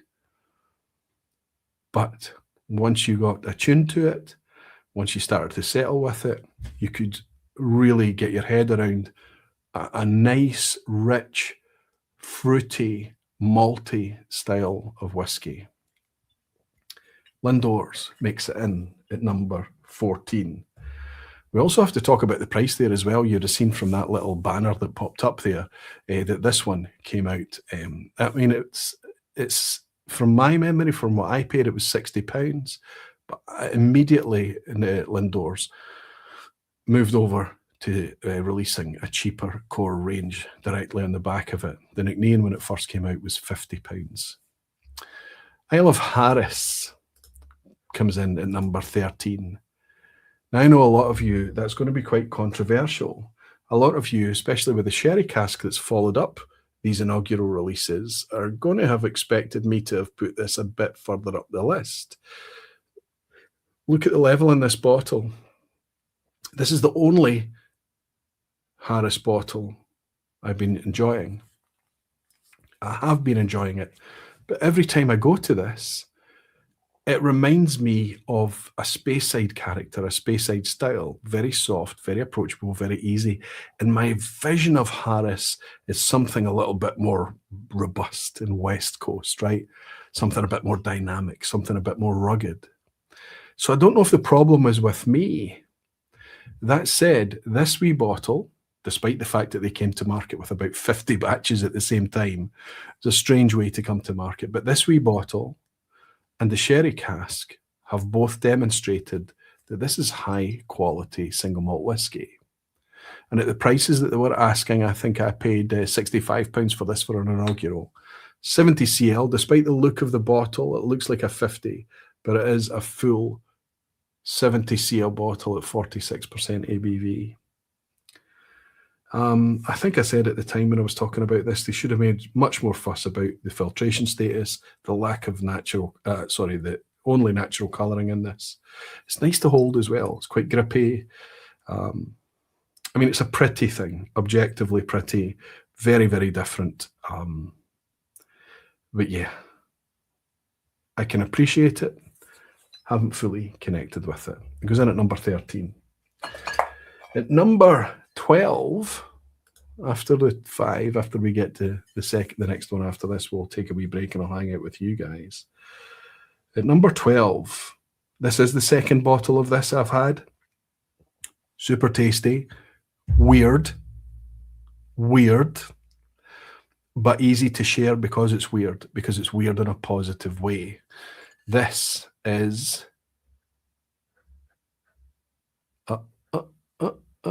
no, I've picked up the wrong one. I need to do a quick switcheroo. That's absolutely right. I've just put it in the wrong order. Sorry.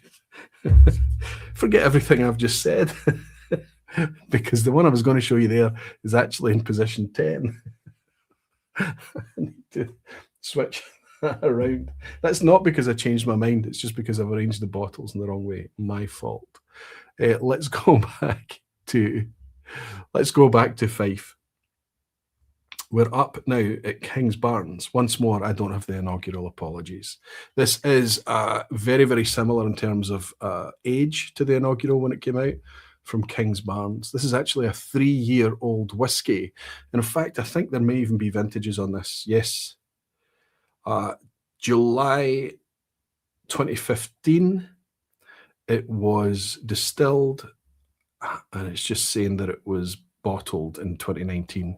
But I think somewhere it says that it's 3 years old. This was actually an exclusive for the Good Spirits Company, it looks like. Actually, January 2019, it was bottled, so we know it's a 3-year-old whiskey. And this was a single cask, and I paid a single cask price for this.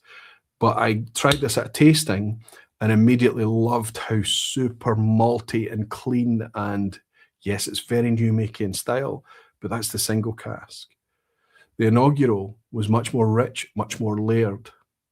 If you're looking for a creamy custard, sweet, fruity, orchard fruit, accessible, malty, clean as a whistle, pretty lowland whiskey, it's Kingsbarns. And let me share a wee confession with you about Kingsbarns. I'm on record as saying I wish they hadn't ditched the Dream to Dram. I wish they kept the Dream to Dram, because now we've got Ducat. It's part of their kind of evolution, their progression. Ducat is what they have now. They replaced Dream to Dram. Well, I tried them blind, side by side, and I picked 3 times in a row Ducat over Dream to Dram. I knew that I was sipping Kingsbarns. I knew there was a good chance I was sipping those two side by side. And I went for the Ducat over the Dream to Dram. Is that got anything to do with the fact that the age is starting to show now? There's a bit more maturity in there. There's a bit more of a kind of roundness and a richness and an experience coming into the vatting and the development of this whiskey. I don't know. I loved the Dream to Dram still. I loved the slightly, ever so slight hint at tropicality coming from it, the creaminess, the lightness, the precision, the kind of lily white outdoors nature of it, the custardy nature. I don't know how to describe it better than that. But I've fallen for the Ducat. So that's the core range product.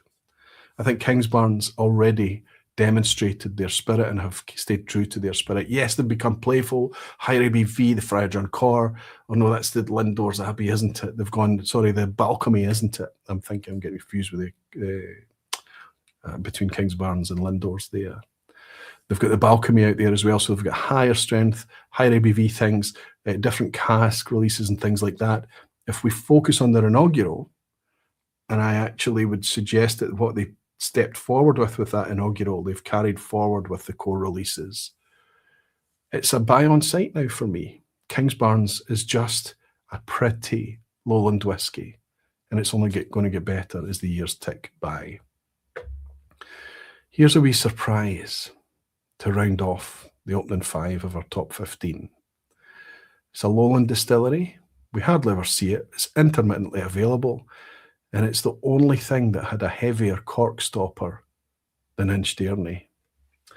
It is Ailsa Bay. Now, once more, I'm holding up an Ailsa Bay. This is a much more recent expression. This is a sweet smoke. But if you go back to what was their 2015-2016 release of their Inaugural, we're talking about a similar ABV to this, actually 48.9% ABV, but it tasted like an Islay malt whiskey to me. Yes, a wee bit light, young, a wee bit edgy, but super sweet, very Lagavulin in spirit. Sip it next to Lagavulin, you would taste the difference, no question. But in terms of character and spirit, it reminded me a lot of Lagavulin, Caol Ila, that type of character. It was a wee bit pricey, 55 quid, I think the Inaugural came out at, but not too bad back then, not too bad.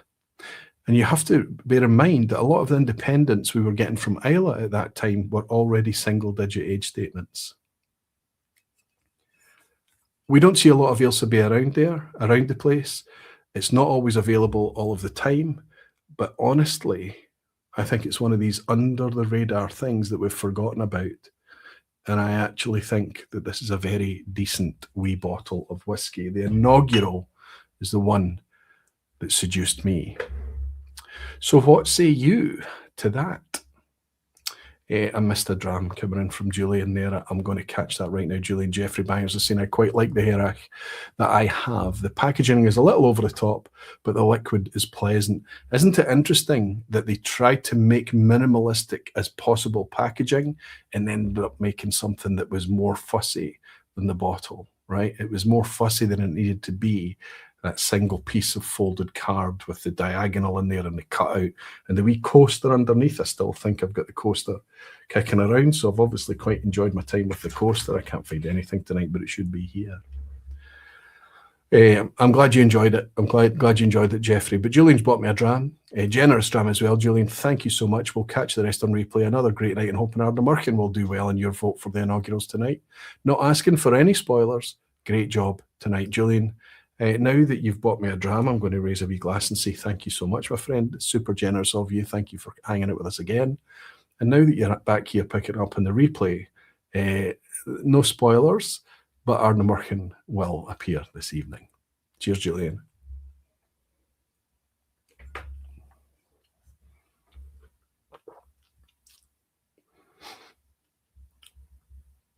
Edradour's fantastic. Chris Pollack is saying, same for me. Did not connect to the Dream to Dram, but love the Ducat. It's interesting, isn't it? I loved the Kingsbarns Coaltown release. So that's another one, another interesting one, where they've expanded their core range, but not too ridiculous to the point that we can actually get a handle on it. You know, you could argue that things like Loch Lee got a bit out of hand for a while. That's been trimmed back now. They've got a much more accessible, understandable core range or release schedule now. But Kingsbarns, yeah, they've kind of cut their cloth a little bit cleaner, I think. It might just be that I don't know everything they've released, of course. Whiskey Novice Jim is saying Ailsa Bay now troublesome to get hold of. That inaugural release was lovely, in my opinion, says Jim. So it's interesting that we agree there, Jim. I loved it. I loved the sweet kind of ice and sugar smoke. I loved the potency of it, and I loved the fact that it was very easy for it to masquerade as an Islay malt. Again, back in a time, just before COVID, I would say, that was still available with its big, massive cork on top, that you could pick it up for a reasonable price at a time when the Islay whiskies were becoming more scarce, or we were being asked to pay an Islay tax for them as well. It was nice to have things like that available. So what do we think of our 15 to 11? That's our first 5 of the list. I'm going to make the next 5 go quite quickly as well, and then we can dwell and maybe pour some of the top 5. Yeah, let's get into the top 10. So the one I was teasing you about, that I got the order mixed up there, the one that I found super interesting, the one I love to share with people, the one I loved people to try and get their head around, because it was weird, and this is true of all the releases, but this was the inaugural from Edinburgh's Holyrood. This is the arrival. This was a 46.1, was it? 46.1, sorry, percent ABV. This was their first release. I'm trying to remember the price. I've put it up here. It's £67. So it's a wee bit pricey, and getting closer to a wee bit more expensive. They didn't really go into much detail about the age, but when the market is so drowning in brands and new distilleries and new whiskies and new concepts and new things for even whiskey geeks to try and wrap their head around, it can be difficult unless you've got a product that stands out as being clearly something different. That's what Holyrood has done for me on every release.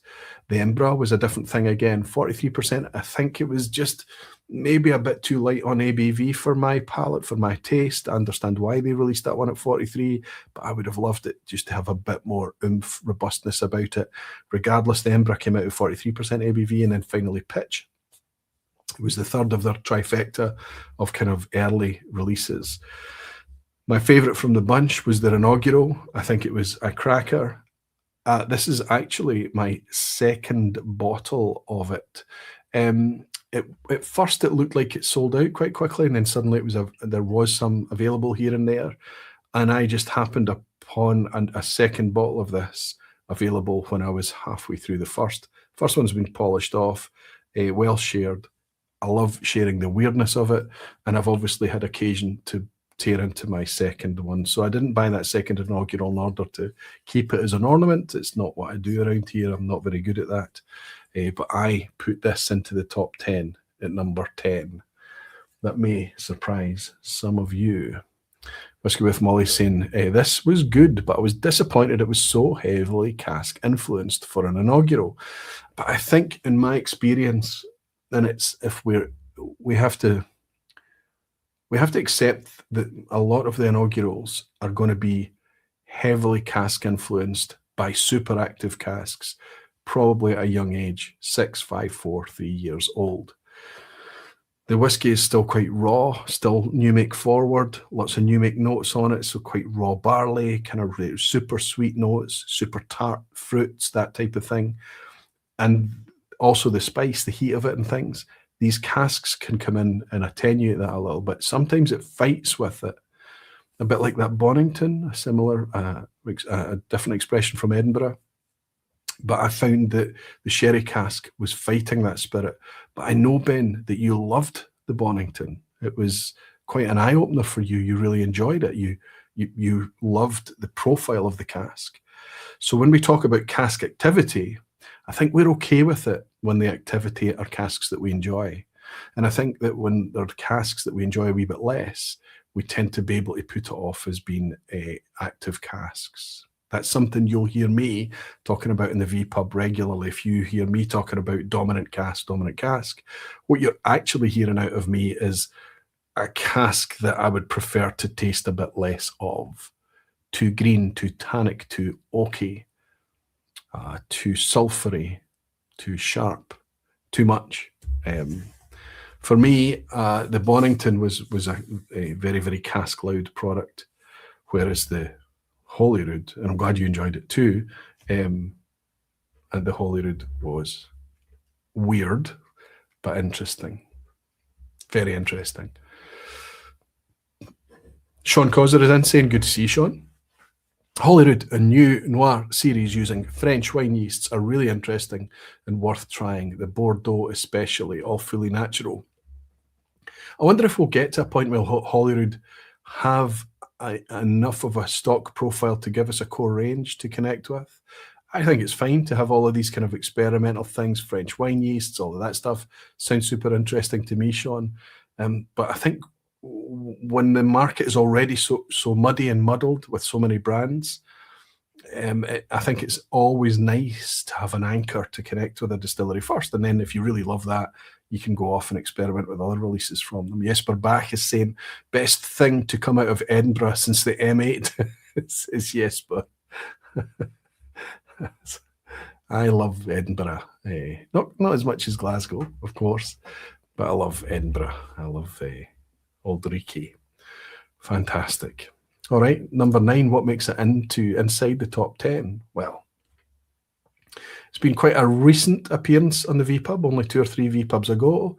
I uncorked the Cairn, 2026 release. You can see I've had a few drams out of this. Would you be surprised if I told you this is the second bottle? That's not actually true. While I was live, I purchased a second bottle. That's actually still not true. I've purchased 3 of this, £50 each, but I purchased one as a gift. And when I realized I needed one for a gift, I thought, okay, well, the one that's coming to me can be a gift. And then I was like, oh, but I was going to keep one for further down the line or whatever. Anyway, I shared the gift. It got opened, it got sloshed around, and I was very, very grateful that I had purchased an extra one. This could be the original one that I opened, but I think this is the newer bottle. This is called their First Peak. It's a 3-year-old expression. And it's obviously very kind of heavy towards sherry. It's 57% ABV and £50. It was wonderful that somebody was reading the room. What's more wonderful is that this was a tasty, delicious whiskey. Now, I think that my exclamation when I opened the bottle in the vPub a couple of weeks ago was that, wow, this is a fantastic whiskey. It's since come out that for some inexplicable reason, the distillery at the bottling point of bottling have chosen to chill filter this, despite the fact it's at 57% ABV. I've got no idea what the wisdom behind that is at all. It doesn't change the fact that it's still a good whiskey to taste. But again, we're looking at it going, okay, that's the reason that the mouthfeel is a bit thin. That's the reason it's not quite as detailed or as complex or a little bit more simple than I hoped it would be. It's the chill filtration. It's the chill filtration. There is no excuse to chill filter whiskey. The only reason to chill filter whiskey is for profit or for cosmetics.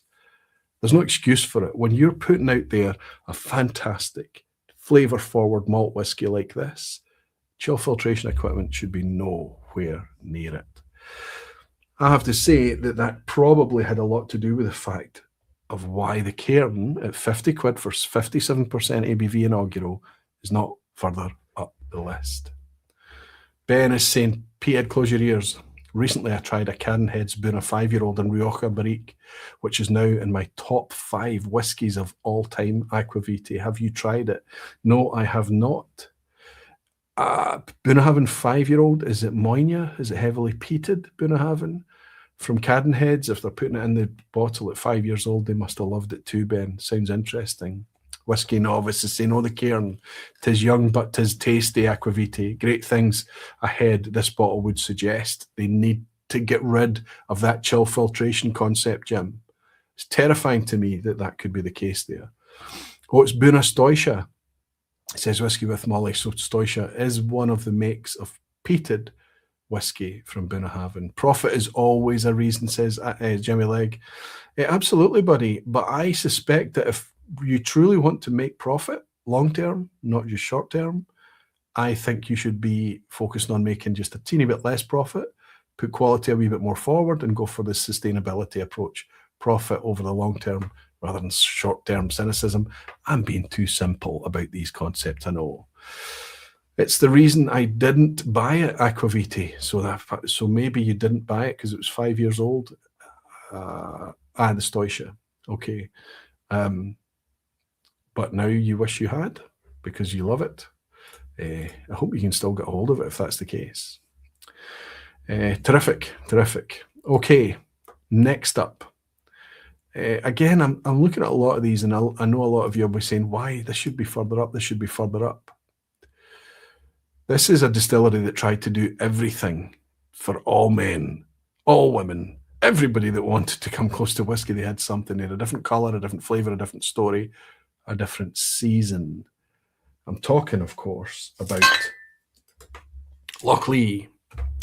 This is a 46% ABV, but if you look close on that, it should focus on the fact that this is still the first release from Lochlee.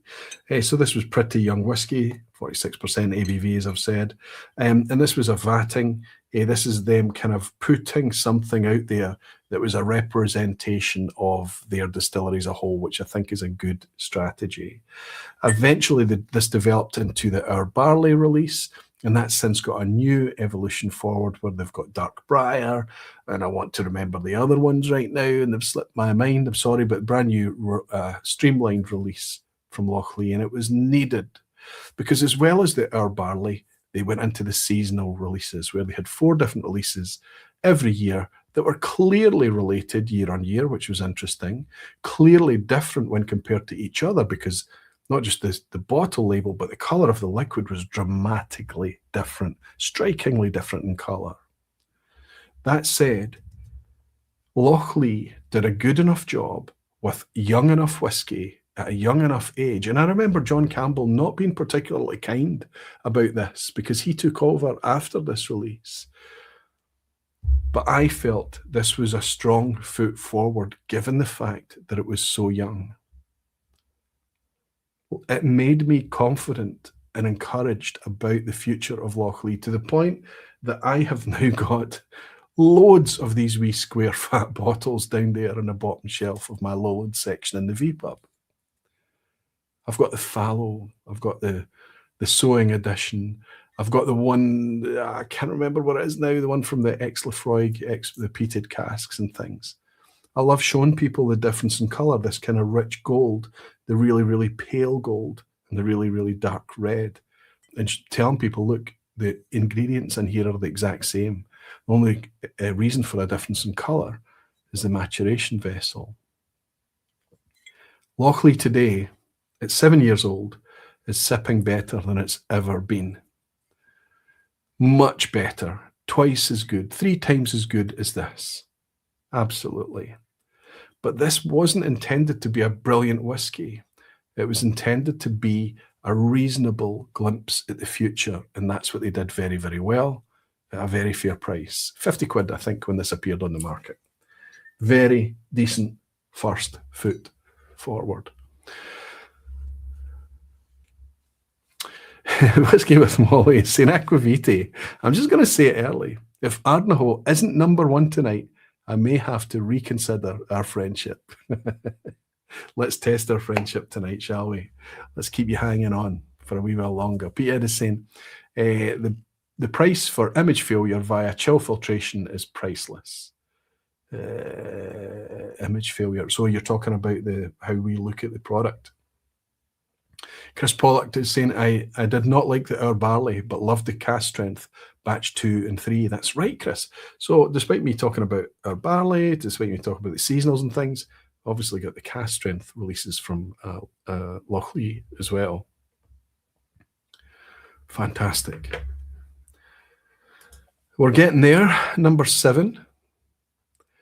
2 more to go in the next section of the top 5. Number 7 is a peaty whiskey that can masquerade very easy as a potent Islay whiskey, but it's not from Islay. It's from the Isle of Skye. And I believe this to be what I have remaining of the Inaugural from Torravik back in 2020. So this is a 2017 vintage, as you can see here. But of course, it was bottled 2020 at 3 years old. 46% ABV, this one.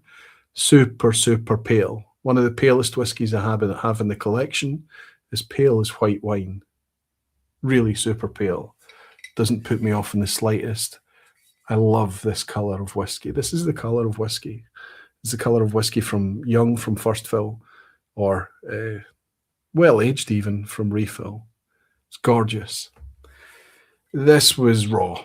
This was heavy. This was smoky. This was icing sugar and peat and smoke, and this did test you, even at 46% ABV, but give it a bit of time and relax with the fact it's 3 years old. I bought every Torravik release that came out, wide market release, let's say. There was a few kind of specials and oddballs and things that came out that I didn't, that's okay. But all the core range that came out and the cast strength. So we had the Alt Glen, wasn't it, that came out after this? Then we had the Knocknamoynia, the sherry cask. We had the Legacy cast strength, which was, I think, Alt Glen cast strength as well. I've bought them all. The quality of the spirit that's been made at Torravik is fantastic. I cannot wait to taste this stuff in 5 years' time, 10 years' time. It's just the future is so, so, so positive. If all these distilleries survive, we're going to be spoiled rotten in the future. I really hope we are. This is an Inaugural. If you were to look at, I don't know, the whiskey base scores or something like that, you might find that it's in the low 80s or something. Maybe, I don't know. I checked some of the scores on whiskey base for this project. I didn't check this one. It's not in my memory. But that's kind of the thing that you would expect. I think with Inaugurals, especially when they're giving us a vintage, telling us how old it is, we need to contextualize the fact we're drinking 3-year whiskey. So we're trying to enjoy the moment with the whiskey, also making sure that we didn't spend too much on it and visualize the future. This to me was like sipping a high quality Islay at 3 years old. That's what it reminded me of.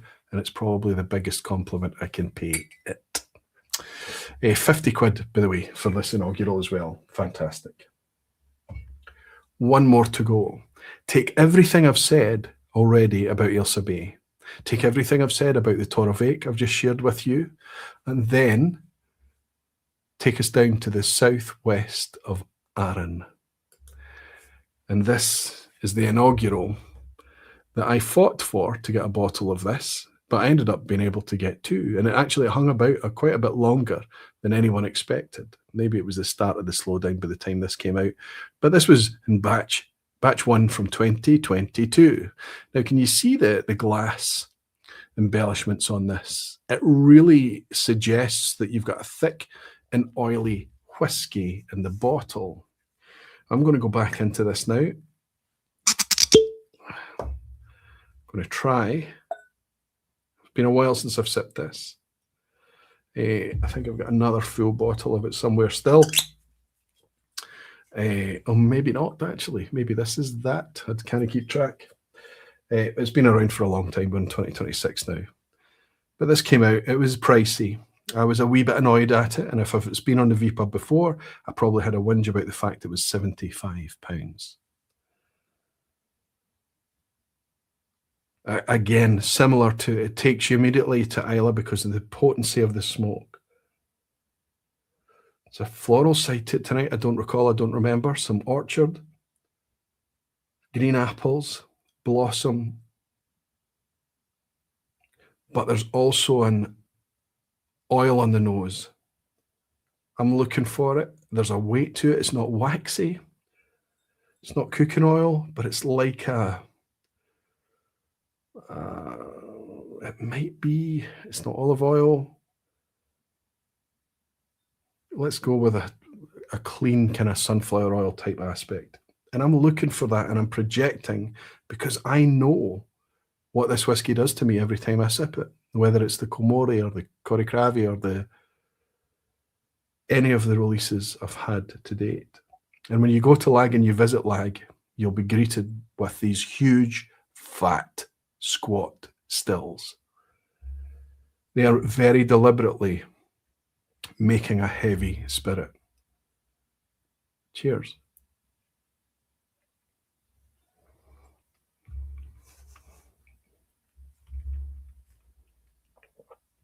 A little bit acidic, a little bit edgy, a little bit sharp, a little bit vegetal on the edges. Oh, but just...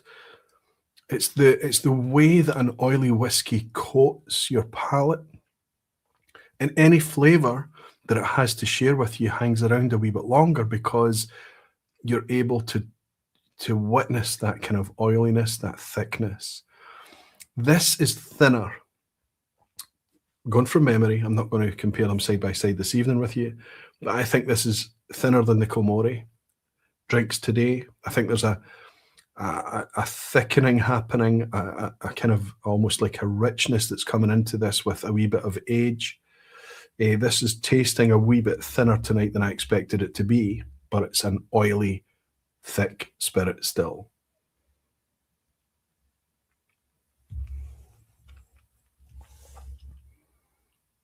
So much peat, but it's a smoke rather than an ash. There's a slight warmth to it rather than a cool smoke. There's an earthiness rather than a mineral stone quality. No, it's a wee bit minerally. It is a wee bit minerally. It's a wee bit kind of pebbles and beach and not particularly salty, but that kind of mineral pebble aspect.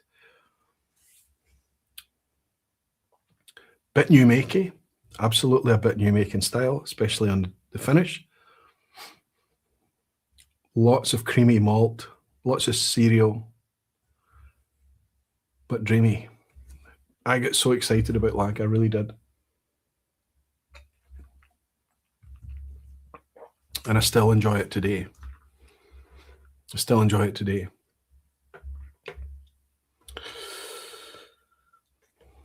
Andy's saying, nope, didn't get on with Lag at all. Find it almost synthetic in taste and very metallic. It's good of you to share, Andy. Did you stop at the inaugural? Or did you go on to try any others? Whiskey Weekend Drama saying, yes, very good this. There were 3 inaugural batches at the same time. That's right. They came out just consecutively, didn't they? That's right, Harrow. Whiskey with Molly saying lag really hit or miss for me. Had some lovely stuff and some really awful stuff, Aquavite. I think that I wonder if that's to do with them just trying to bring out different varieties, being a bit clumsy, or whether it's just pure that kind of like, especially with young whiskey, that Marmite effect that it can have with us. Dan is saying lag still available for 100. Oops, what's happened to my chat? Don't you dare. Okay, you're back. Lag is still available, says Dan, for 100 euros here. Came in at 150, which I found a bit too much. 150 euros, far too much. 100 euros, too much. Too much. It was £75 here. I complained about the price at the time. The core range is cheaper still.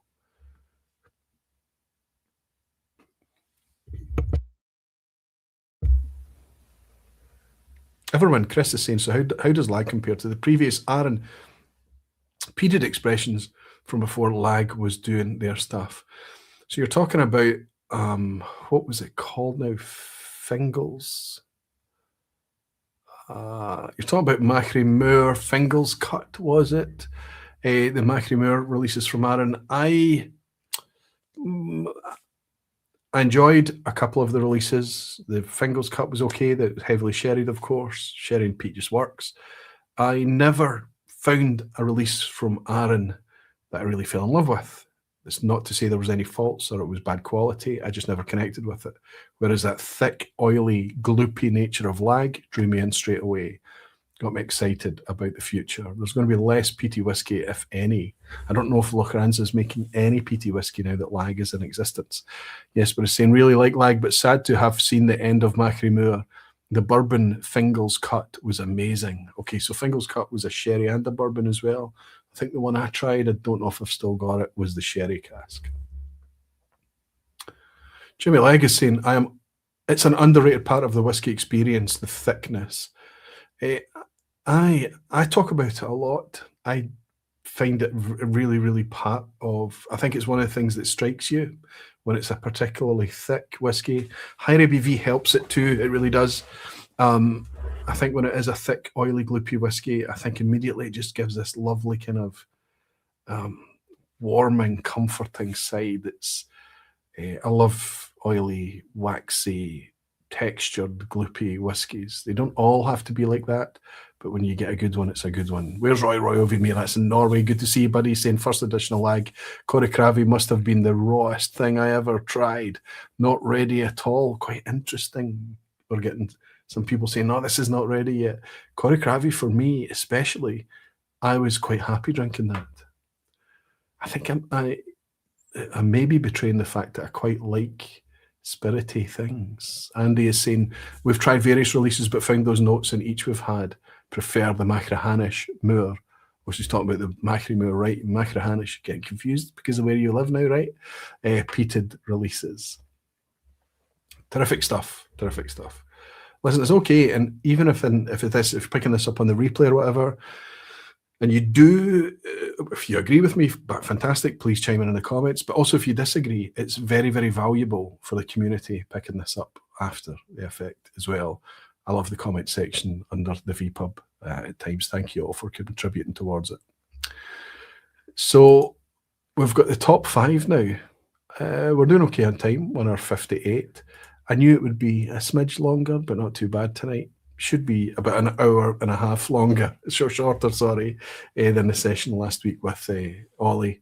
But it was worth it. We had a good chat last week. I hope you picked it up. So here we have what I believe to have been the top 5 inaugurals to have been received by us. But I'm talking about me. This is my take. It's my opinion. And I have to caveat it as well with it being more than that. It's if a release comes out, let's use Ardnahoe as the example. You know, they don't release anything. No spirits allowed to leave the site. There's not new make spirit on sale. They haven't been giving you kind of paving stone kind of, oh, here we're trying this. Here's a kind of work in progress example. Here's a work in progress of something else in a different cask, made in a different way. They've not been kind of teasing or doing that or building up towards it. They've just went, okay, here's our inaugural. That's a clean way to do it, but it's not the only way to do it. Think of Ardnamurchan. Think of all the releases from Ardnamurchan that happened on the run-up to the inaugural. Daftmill, nothing. Everybody closed doors, waiting. When's it ready? When's it ready? When's it ready? Then switch on, like a toggle switch on, bang, it's available.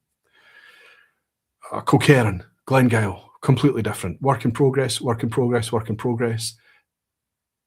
A slight hiatus, and then bang, out comes a 12-year-old. So there's lots and lots of ways to get to that kind of what is your first release. And sometimes you're releasing things that are not yet whiskey, and sometimes you're releasing things that it is whiskey, but it's not going to be what you're going to release going forward. It's just kind of a means for you to share what you're doing, to get a bit of money in perhaps, but more than anything, to also get a wee bit of feedback. There's no right or wrong way to do this. So you've seen the mix of the strategies throughout so far. And that's going to be the exact same for the top 5 as well. So not only is it my opinion, but it's also my interpretation of the concept of an inaugural. And we can fight about it later in the pub. Okay, let's get into the top 5. Hey, Whiskey Novice Jim is saying, loving this tonight, but got to shoot the crow. Cheers, Aquaviti. Cheers, Barflies. Looking forward to seeing some of you in Leith. Here's to your good health. Here's to your good health too, Jim. Thanks for dropping in. Can't wait to welcome you in Leith, buddy. And hope you tune in and see what the top 5 is. And leave a wee comment to let us know what you think about it. Cheers, Jim.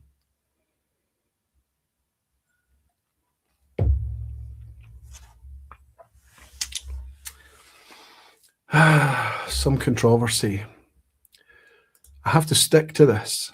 It's not like I didn't chew this over for weeks, but I'm going to stick to it.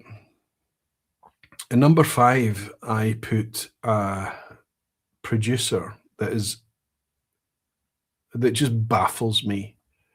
It's like they drive the nicest vehicle that exists, but they are drunk at the wheel. I sat down with a friend of mine. He's maybe in tonight, maybe he's picking it up in the replay. And I think it must have been in Glasgow last year.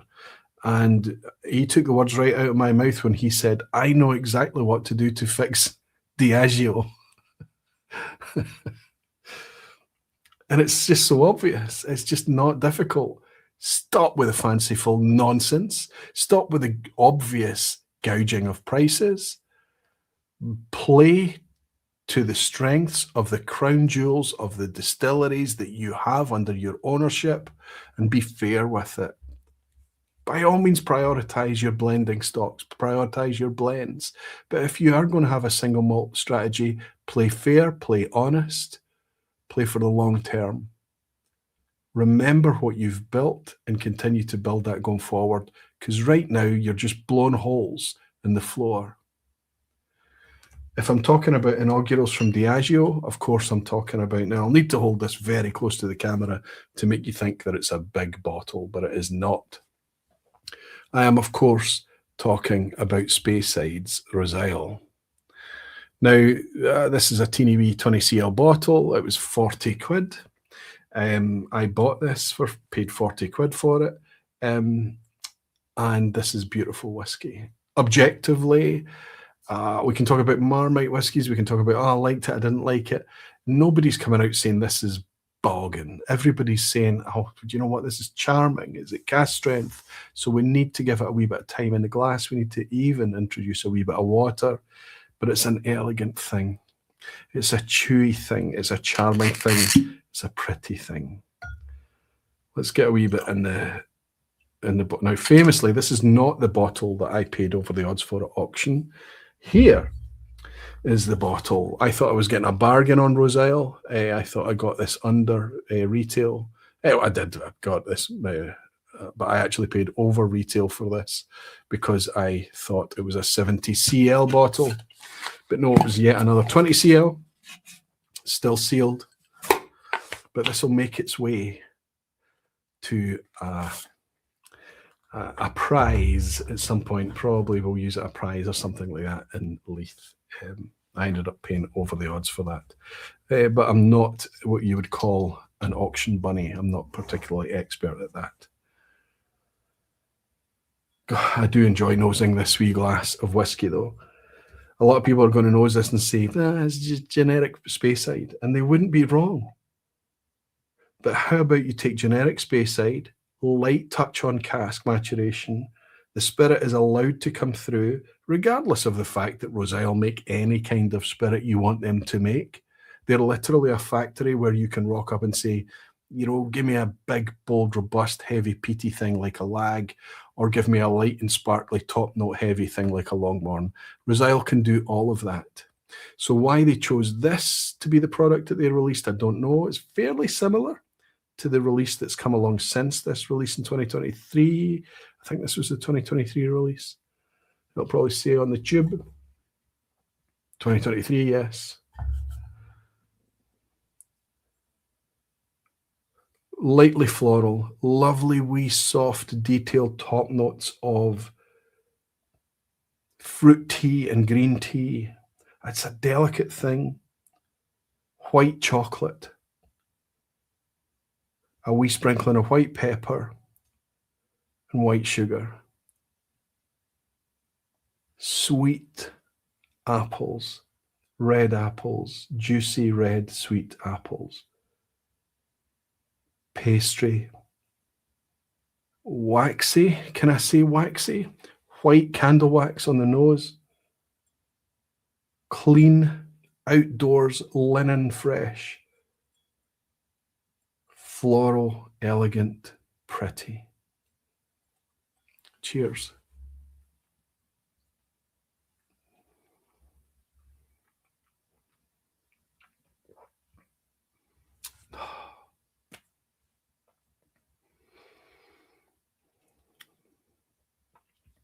On a blind flight,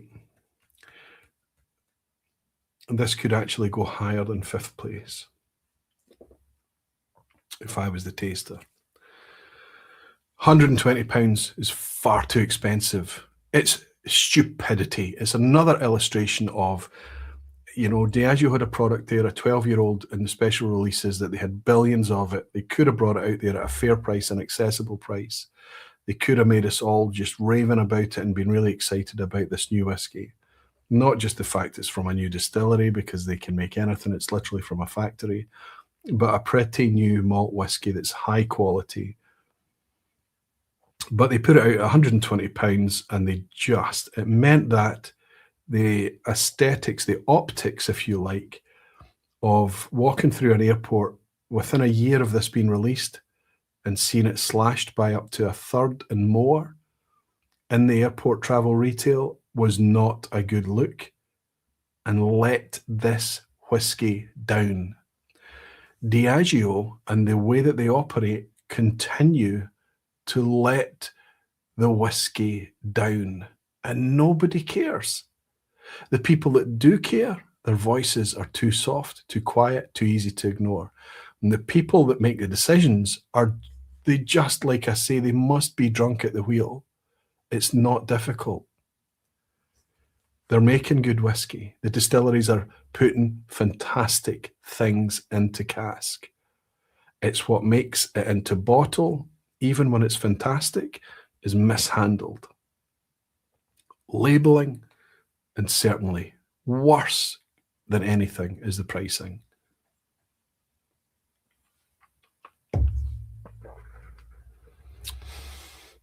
Beautiful. Beautiful. Adrian Hanna, good to see you, buddy. He's saying, was that on Amazon? I think I saw the same deal. For Roseisle, I didn't pick it up on Amazon. I missed it if it was on Amazon. I was trying to pick it up on auction. I was trying to be cheeky. And yeah, I got what I deserved. Chris Pollack is saying, what I love about Roseisle is that the bottles are gathering dust on shelves. That's right. It's just sitting about waiting to be discounted. Whiskey with Molly saying, Diageo, no thanks. Don't care how good it is. And you know what? You speak for yourself, Ben. You speak also for me at times. You speak for so many people out there in the community that have just had enough of Diageo. Worse. the casual whiskey, they're not the people that turn up to the vPub, not the people that watch whiskey on YouTube, but there's much more casual whiskey drinkers. I'm speaking to people about things like Cragganmore, Oban, and worst of all, Talisker and Lagavulin. Talisker is probably the worst. For 90 quid for years, you could buy a Talisker 18, arguably. At certain points through the price dynamic of the market over the years, maybe you could argue that 90 quid was underselling Talisker 18-year-old. But 285 quid that you can find it for today is just suicide. Just not only did people stop buying their Talisker 18, but they stopped buying anything from that producer. Just like, is that the same company that does Talisker? No, give me something else, please. This is real. This is, of course, it's anecdotal. It's stories it's feedback that I've had directly, but also feedback from retail. This is like, we can't sell this now. It's just here to show people that it's a legitimate thing at the stupid £200 odds.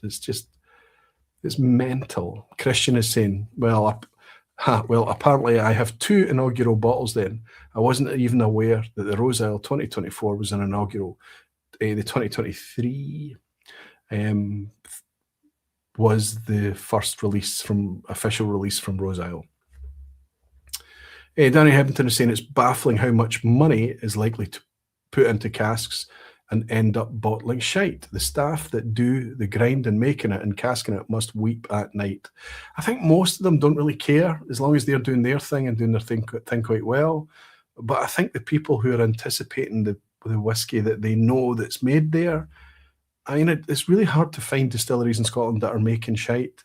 It does exist, but there are very few. Most of the distilleries are making gold, and it's the way that it's handled at the point of bottling. The way it's charged, the way it's labelled, the way it's filtered, coloured, stripped, diluted, all of these horrible things. Malt whiskey that's been made with such care and matured with such care gets to the point of bottling, the business brain kicks in and makes an absolute arse of it.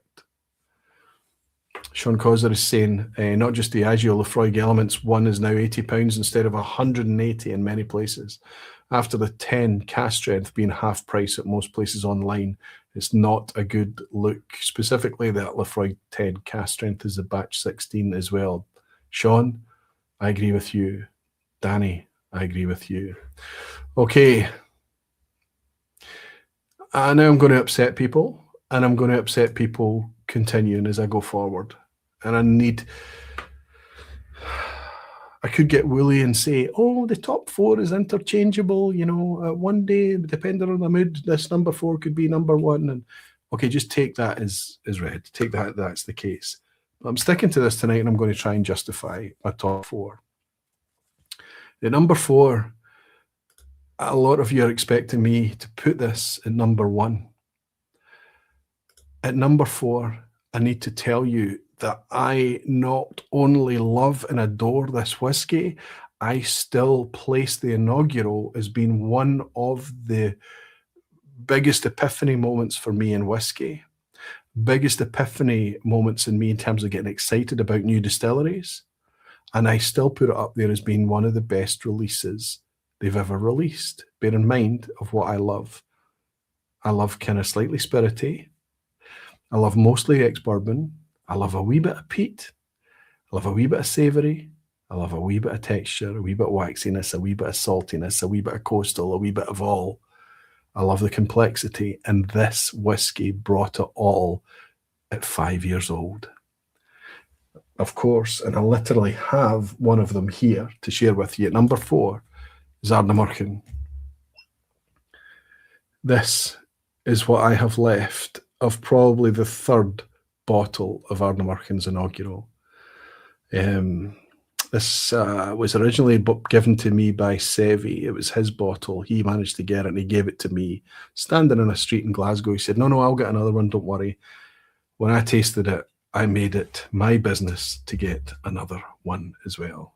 I have to work out what I'm going to sip tonight. I've got 2 more clean glasses. This is going to be one of them. I hope you don't mind. So what I'll probably do is I'll sip this, and I'll sip the number 1, and I'll skip 3 and 2. Feel bad.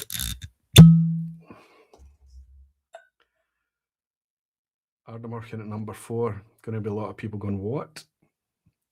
Expecting this to be higher. I think this has been low in the bottle now for a long time. More than 2 years, potentially 3. This is the last of it. Oh, it's kind of gone kind of pineapple. With all of this air in a bottle, things have softened out a lot. There's still a just whacking great wallop of minerality and coastal beauty. I just love how precise, how sharp and laser focused this whiskey is. It is just so. There's other ones, other releases in the AD series before they got to their AD core range right now have been this good. But when I see an 0920 September 2020 release, I know that's the Inaugural, and I know it's this. Cheers.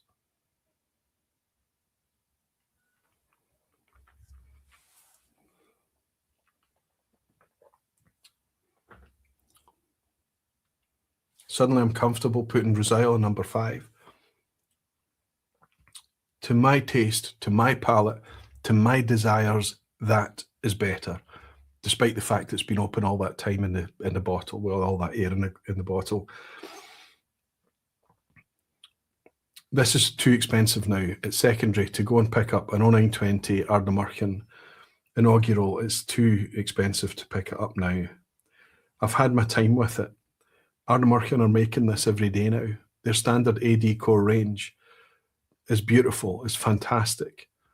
I just hope that Ardnamurchan are able to demature a lot of their stock, start to get a lot of refill, a less cask forward profile back into some of the releases, because that's what this nailed.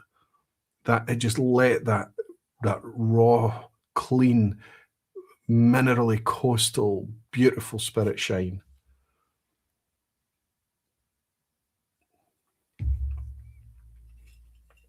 So if some of their older stock is still sitting in first fill bourbon and things like that, get it out, get it into refill.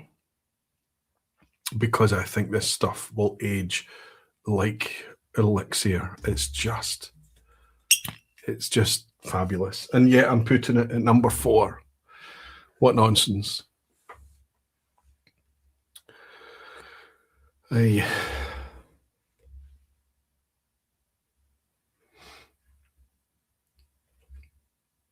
Jimmy Legacy, no one is going to be upset, Aquaviti. We're in good old positive 2026. Happiness. Whiskey happiness 2026. Peter Lee UK saying, hooray for Ardnamurchan, says Graham towards Graham Young. I think it's not going to surprise anyone that it's clearly in the top 5.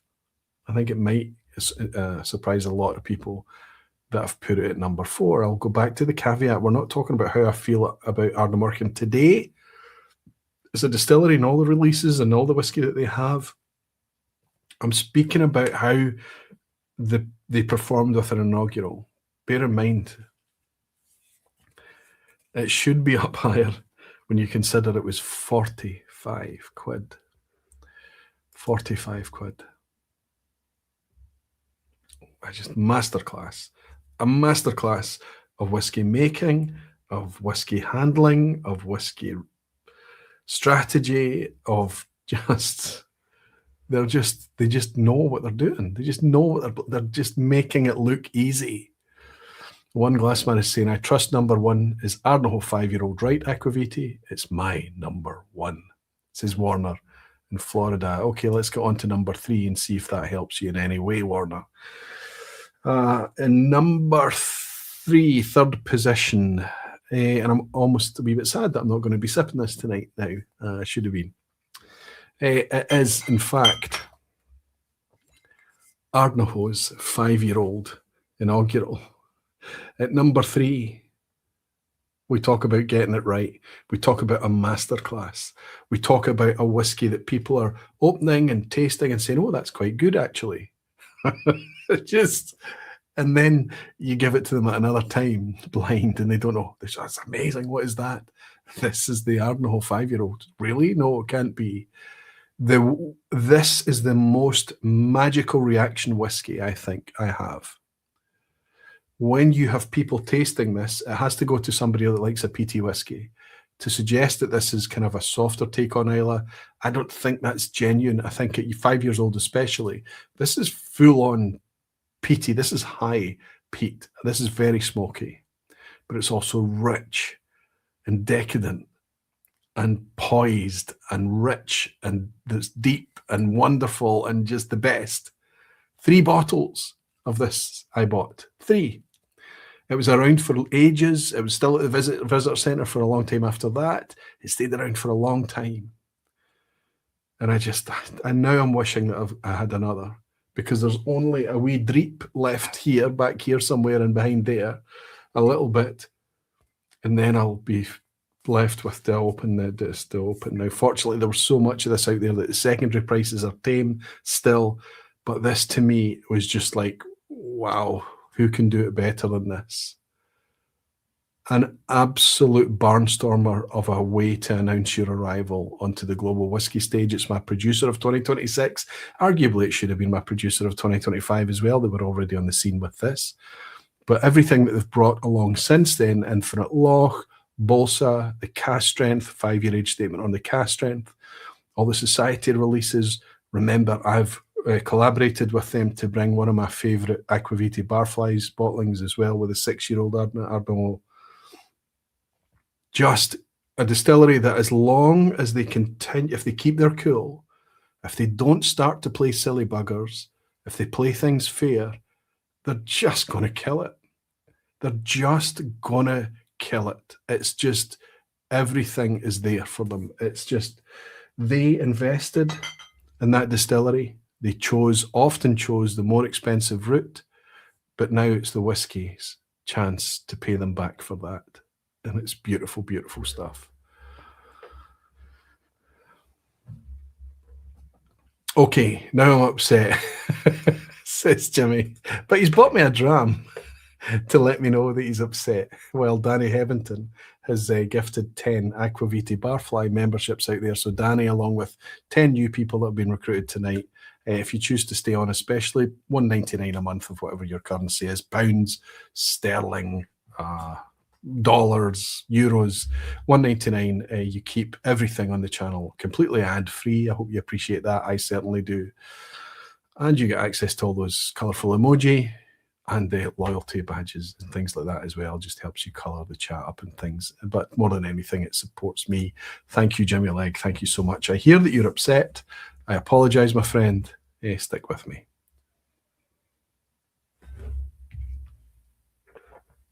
So it's Daftmill. Fairnight Walker is saying, so it's Daftmill and Glengyle head-to-head then? Ooh.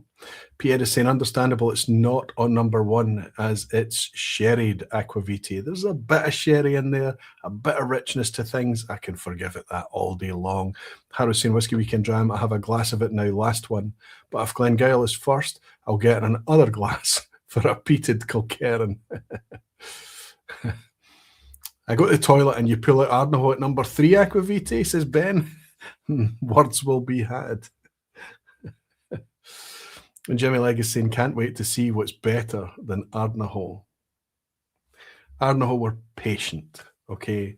Ardnahoe didn't come onto the scene at 3 years as soon as they had something like the Torrevakes or the Boningtons or the blah, blah, blah, blah, blah. There's so many others. You know, you can forgive people for doing that. You understand why they do it. But if you wait 5 years, like Ardnahoe did or Ardnamurchan did, then there's a wee bit more. It's only 2 years, but it makes such a difference. It really does. It's not just about us waiting for it, the anticipation of getting the whiskey. It's about letting the whiskey mature and then arriving on the scene with something that's not a glimpse, of the future, but an announcement of an arrival today. At number 2, this distillery did that, and how. Huge caveat here, should be asterisked. I never owned the Inaugural from this distillery. I never get near it. There was a very exclusive Inaugural that was very expensive, but there was a wide release that came out with a vintage statement on it. But even that got snapped up so fast I didn't get anywhere close to it.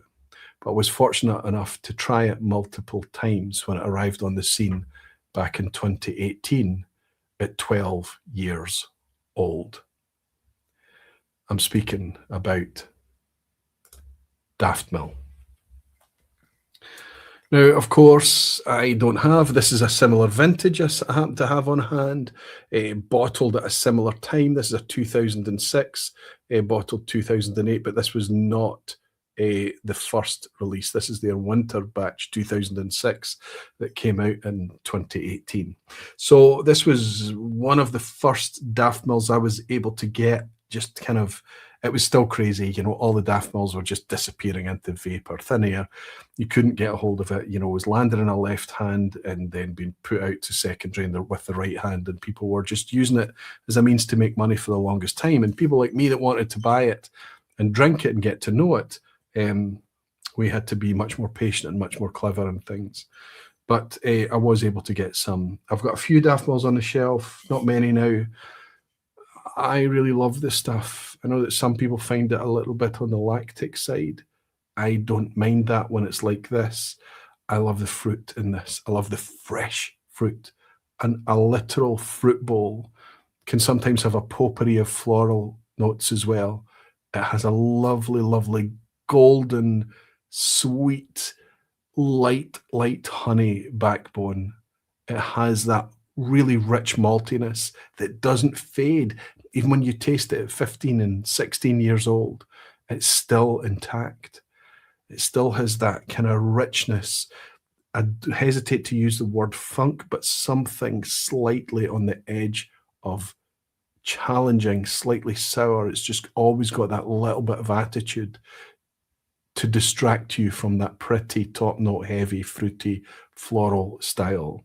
I've only got one clean glass and I'm so desperate to pour a wee sip of this. I love this stuff. I think, honestly speaking, the best Daftmill I've ever sipped is the one that I bottled. Of course, I'm going to say that. Listen, I've tried it alongside other Daftmills, and it's very, very close. Good Daftmill is just good Daftmill. Aquavitae, the Barflies release was fantastic. It was an absolute privilege to be able to put it out there. It's called a double single. It was 15 years old. But the Inaugural landed with such fanfare for me. I didn't mind that I didn't get it, because I knew that I would get some, and I knew that it was going to be good. And this is despite the fact that people said the Inaugural was a wee bit of a letdown. Crazy, right?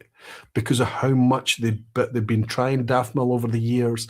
Maybe they've managed to get a behind-the-scenes tour, part of a whiskey club or something that got an invite in, or a wee behind-the-scenes, a look behind the curtain, a wee taste. Oh, can't wait, can't wait, can't wait. Built it up in their mind. And then when it arrived, they were I was the opposite. I was thinking that Daftmill was going to arrive and just be another middling whiskey, a lowland light and easy style. It's got so much more to offer for that light, and it does manage to achieve that light and easy style, but it's got so much complexity, so much depth. The benefit of waiting until you're 12 years old and then bringing it out to market. Oy, oy, oy, oy, oy. Peter Lee is saying the Inaugural was a 2005 vintage. Sorry, Peter. I hope I said similar. I hope I said similar. I meant to say similar vintage, similar release year. The closest I had to on the shelf. That's what I was trying to say. Don't know what I said back then. Danny Hevington is saying Daftmill is hanging about more, which is great to see. Even seen it getting discounted recently. Yeah, well, I think it arrived, the Inaugural arrived at 95, and it never came back down from that, 1995. And it only went north of that. COVID, it managed to breach the £100. This is for the core range 46% stuff. I'm not talking about single casks and cask strength and things like that, or the older 15-year-old age statement. You know, it was always pricey.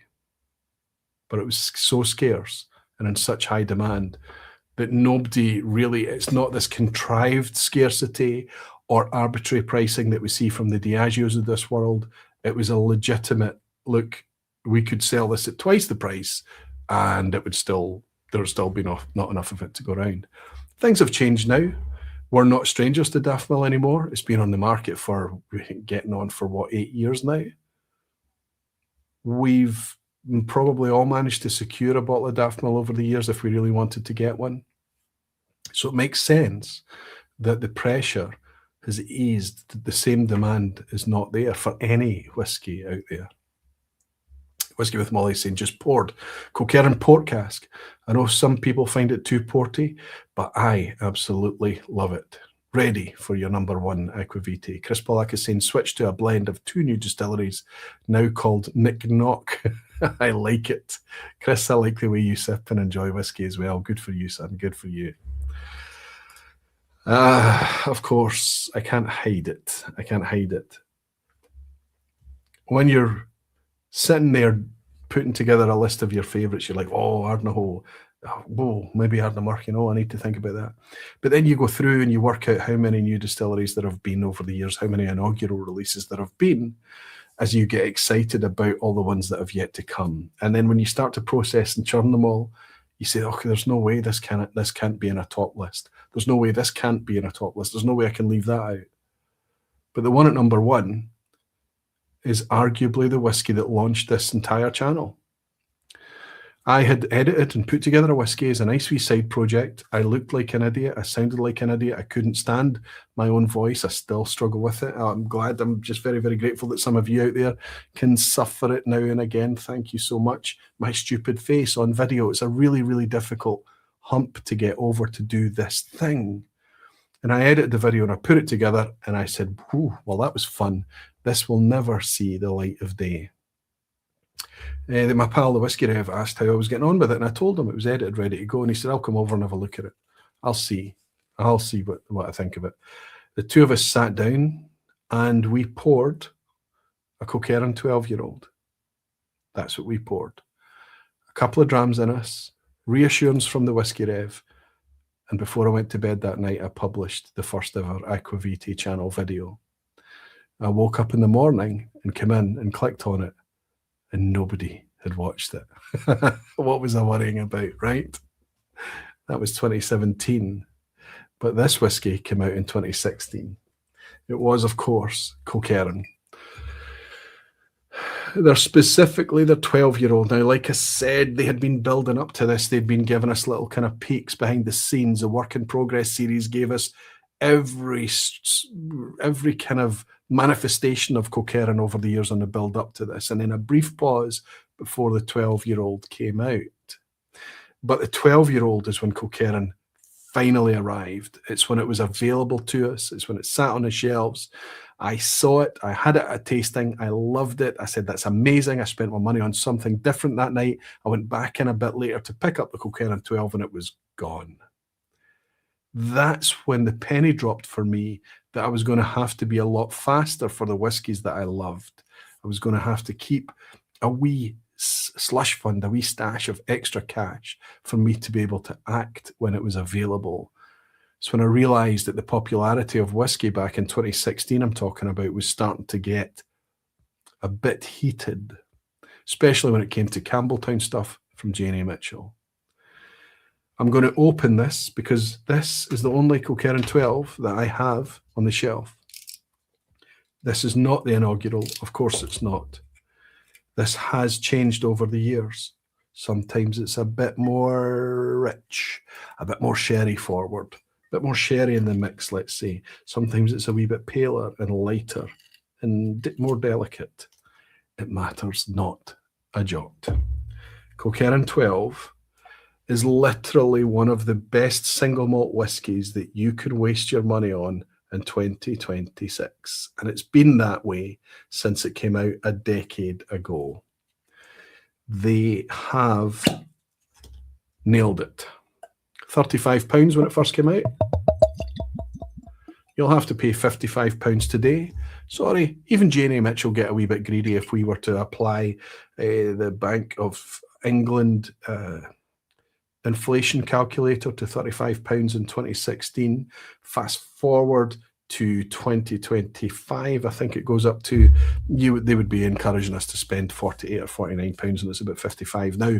But we have to remember, it was probably being undersold when it first appeared on the market. Number two, the inflation calculator doesn't allow for, I'm speaking about UK-centric opinions here and perspectives, it doesn't allow for duties and other things that specifically affect the domestic market.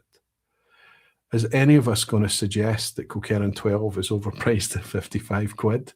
Not a chance. However, I would like it to continue to be profitable at £55 for the distillery, and I would like it to maintain that spot. I would hate us to fall out with it if the price went arbitrarily up for no justifiable reasons. Oh, it's so bloody reassuring. It's so mature. It's so complete. It's so together. This is a little bit richer on the nose than some of the ones from the past. You know, they've switched over to this slightly fatter Kilchoman custom bottle now. I love it. I don't mind it at all.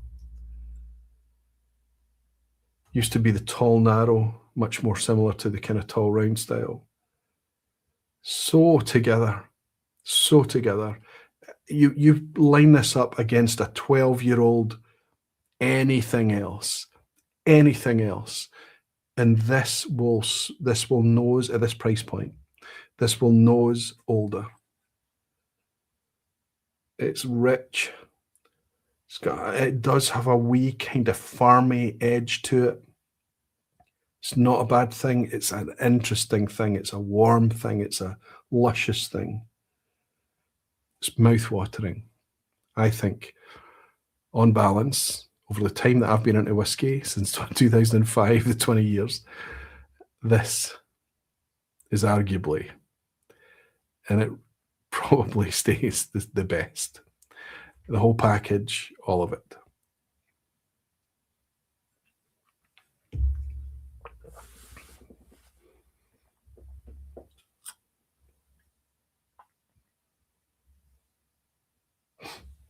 Arguably, objectively, the best whiskey that I've sipped tonight as well. Incredible. Incredible. I know, says Ben, Whiskey with Molly, you were considering non-Scotch, but where would Wireworks fit into this list? If it didn't break into the top 5, Ben, I think it would get very close. I'll put it at number 5. I would put it ahead of Roseisle. How does that suit your mood? Pete Ed is saying Glengyle can't be in the list, as is the total in the total list. Bruichladdich was not mentioned, and they both reopened after 2000. Frank, you're being okay. Bruichladdich was shut for a minute compared to the complete destruction and rebuild. Bruichladdich just needed to be brought back to life. I know you're just teasing me. I know you're trolling me. Glengyle was literally full of shit. And I don't mean shit as in junk and stuff. I mean, it was literally full of legitimate guano. It was full of shit. They had to clean the whole thing out of the buildings and build it from scratch. Glengyle is a brand new distillery. Fair play, Aquavitis is Black Fen. And Andy Hills is saying, aye, no bad for a local dram. Now you can call it a local dram. Adrian Hanna saying Kilchoman probably the highest quality available whiskey in the UK. All versions now available online. That's the interesting thing, and it won't always be there. This 12-year-old I bought in the last week. I think it maybe the week before, and it was available online. So I think right now is a time that we can just go online in the UK and buy a bottle of Kilchoman 12 for 50, 55 quid. And it's hard to beat. It's genuinely hard to beat. Jimmy Leggs bought me a dram. Okay, I didn't know this was an option. Of course, it's the best. You're a wise man.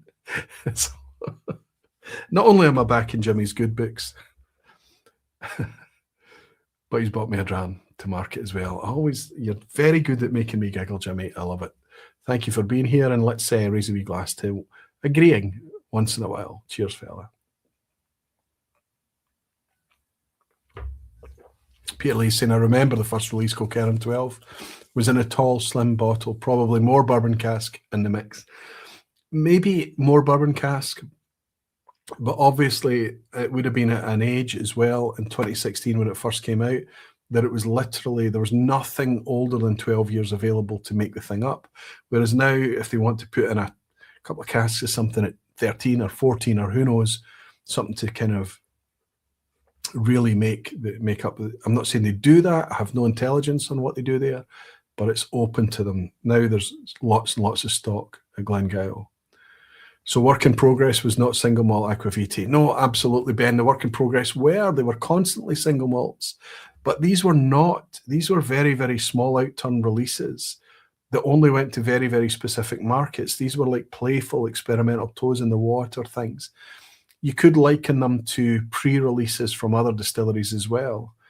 I know that I'm asking it, like I said, there should be a wee asterisk in this. There is an asterisk in this, and that's the reason for it, because there were single malts available from Kilchoman before this. So to call this an inaugural is a stretch, but it was the first release of their core range, and it was the announcement of their arrival as a single malt.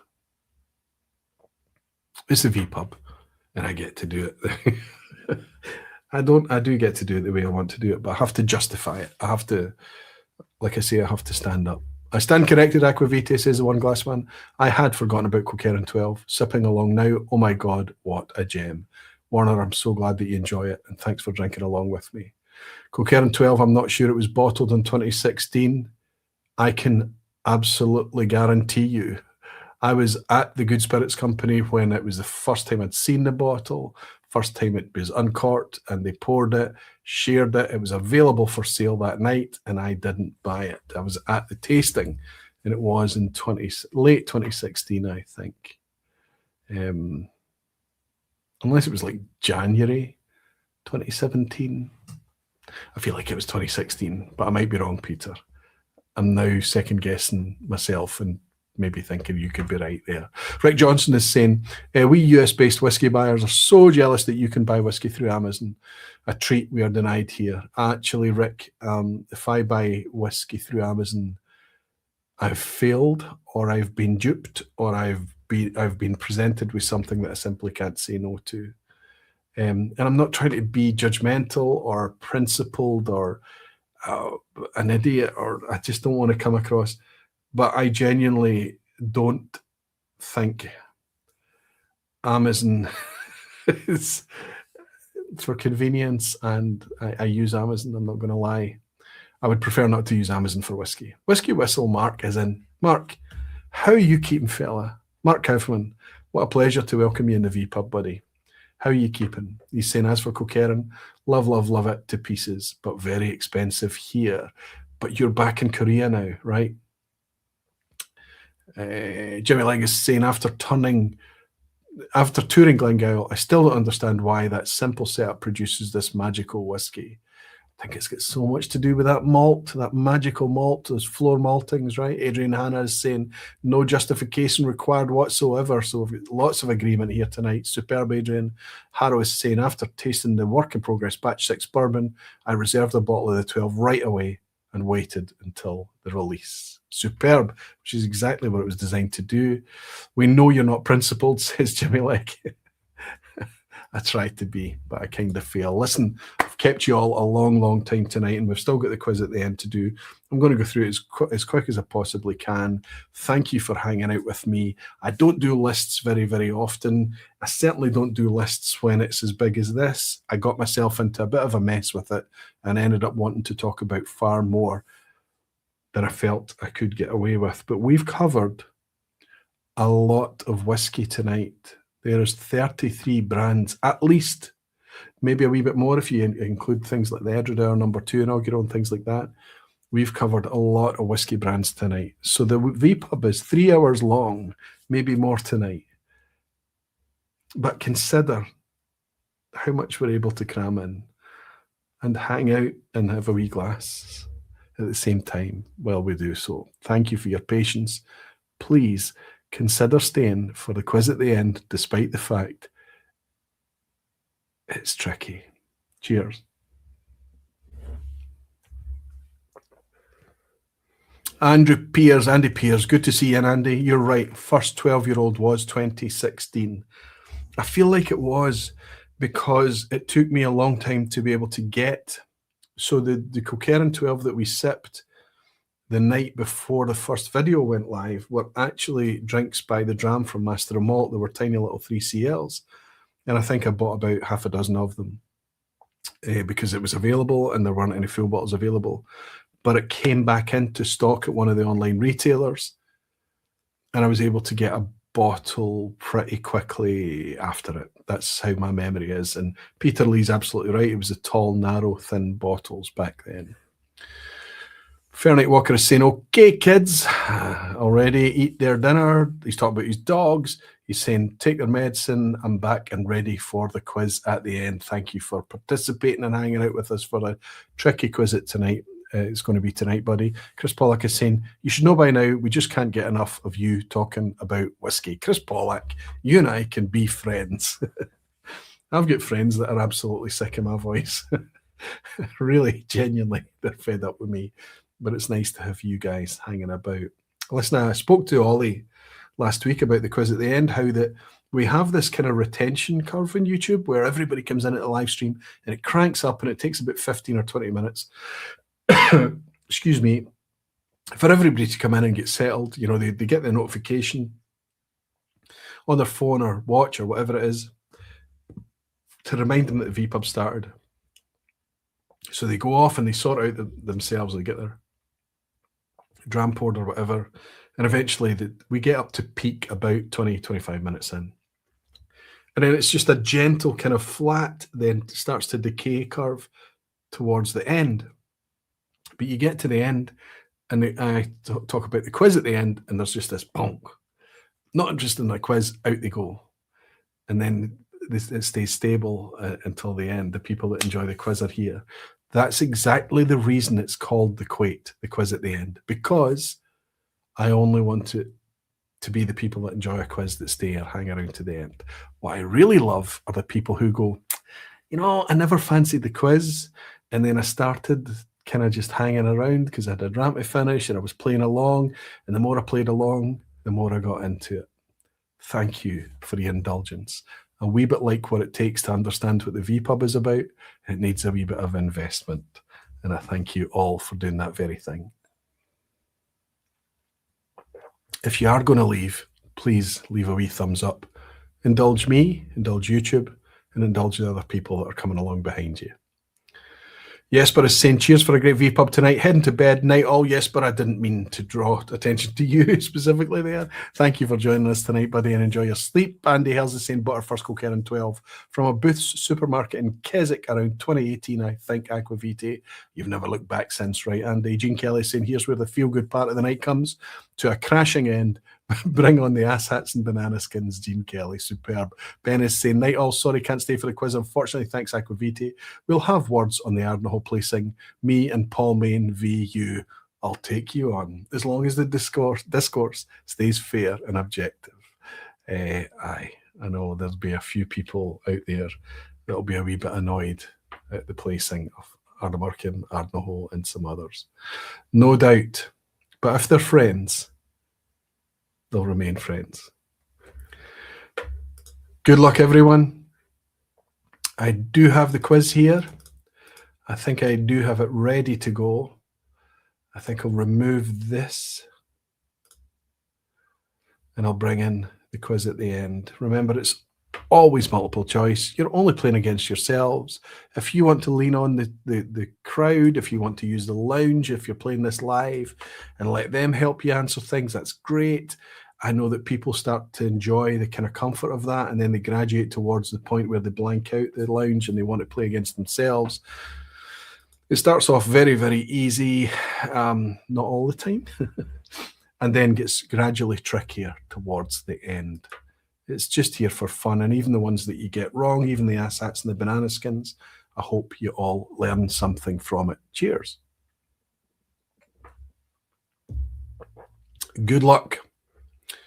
Question 1 on the 19th of February. Which of these inaugurals or first releases, depending on how you want to acknowledge them as, is which of them debuted? Which of these inaugurals or first releases debuted in 2020? A. Ardnamurchan, B. Lindores Abbey, or C. Torravik?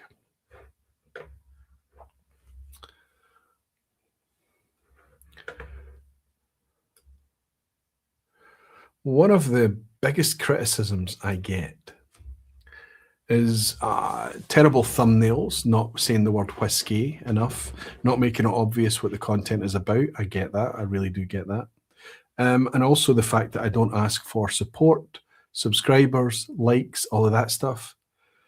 To that I say, look, you're watching on YouTube. You know what the drill is on YouTube. Every single YouTube video that you ever watch, people ask you to ring the bell, please like and subscribe and comment and all of that stuff. You know the drill now. If I need to ask and it helps me, fine. But YouTube for me is incidental. It's the platform that I use to hang out with you. The formulaic YouTube hacks, tricks, and cheats are less appealing to me. I want to attract the people like you. It's just you that I want here. And if the thumbnails and the length and duration of the content puts a lot of people off, then I'm happy to wait until they're ready for it, till they're in the mood. Dan is saying the only thing we'd like you to occasionally repeat is what's in your glass right now. Right now, I cannot get away from the Coke. I will go back and take a few sips out of the other drams I've had tonight. I won't finish them all, I have to be honest. I know it seems wasteful, but it's a school night for me. I'm very, very busy tomorrow. I've got a lot of things on. We've got people turning up at the weekend as well. So I've got a lot of things to prep for them. I've got to work out what I'm feeding them over the weekend and stuff. So I'm going to be mindful of the units tonight, but I cannot stop enjoying this wee Coquerin. Jimmy Legg is saying if you get more than 26,000 subscribers, you'll get to Confident Aquavitae. We agree and we disagree, but the 26k subscribers it seems silly, and I don't want it to come across as ungrateful, but it doesn't matter. It's the community, it's the people, it's the supporters, it's the people that step up. There's Aquavitae Patreons, more recently Aquavitae Guardians at aquavitae.com. But of course, all of you have worked out that the safest thing to do here is go with the one that you know is 2020, which is A. Ardnamurchan. But I've already mentioned tonight that Torravik is Farmer Woodsman has pinked out, said think C2. Is absolutely right. The banana skin there was Lindores Abbey, which I think came along in 2021. Jean Kelly saying it's the 1% that matter. Jean, you've nailed it. It really is. That's the ratio I'm successful with. About 1% of the whiskey community. If only Roy Aquavitae released more recycled reviews, he could have more guardians. Kyle, I know, but in order to do that, I need to drink much more whiskey. And the units is something that I'm really struggling with right now. I think we all have to stay healthy. I hear you, buddy. A recycled review is always overdue. Question 2. Which of these fairly unusual cask types would be used in the Isle of Raasay inaugural R01 of 2021? I'm going to give you 3 cask types, and which one would you associate with the inaugural Raasay? And I have to say, Raasays since as well. A. Chinkapin Oak. B. Dichar Richar. C. STR.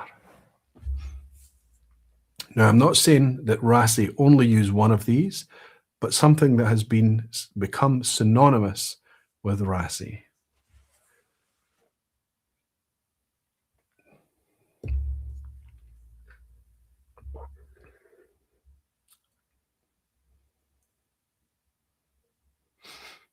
Rick Johnson is saying 26,000 subscribers, but only 189 here right now. It's exactly what I'm talking about, Rick. The subscriber count means nothing.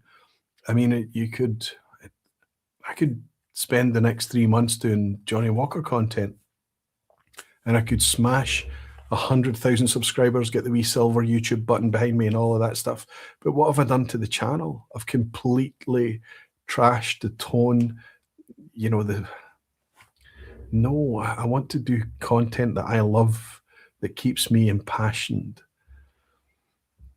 All the numbers are kind of incidental, and it annoys a lot of people that I think that way. Ben Demon Hunter from Canada, good to see you, Ben. Are you keeping well? 100%. Drink modestly and try not to get impaired. Yeah, I think when we realise we've had too much, it's a little bit of a letdown, because you're like, oh, I'm starting to feel it. It's affecting me in a way I'm not enjoying, and I wanted to taste more.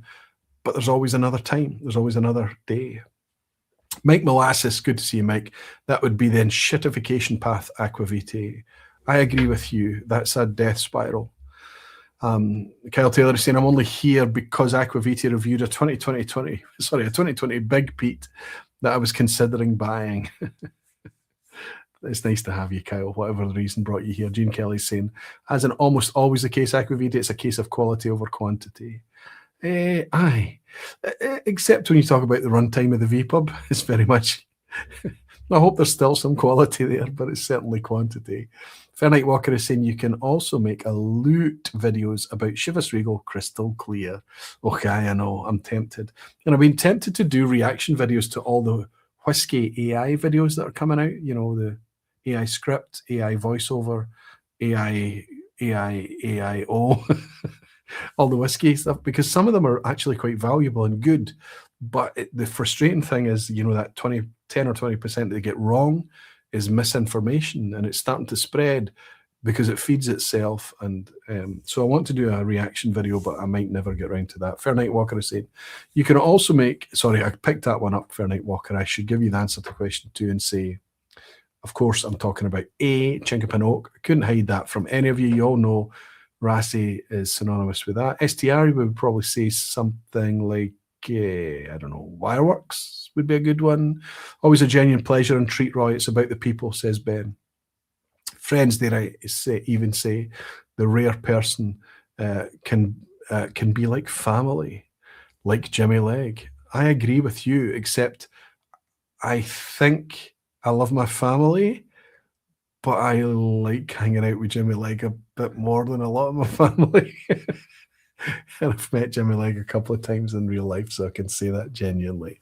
Rick Johnson is saying, as long as you keep bringing back Ollie Chilton, you can do whatever you want in between. He was brilliant, wasn't he? Question 3, which of these distillery locations is also the site of a distilling-focused archaeological dig? So we're talking about an archaeological dig, but an existing distillery. Bear in mind the theme tonight. A, Annandale in the Lowlands, B, Lindores Abbey in Fife, or C, Dalmunnock in Speyside.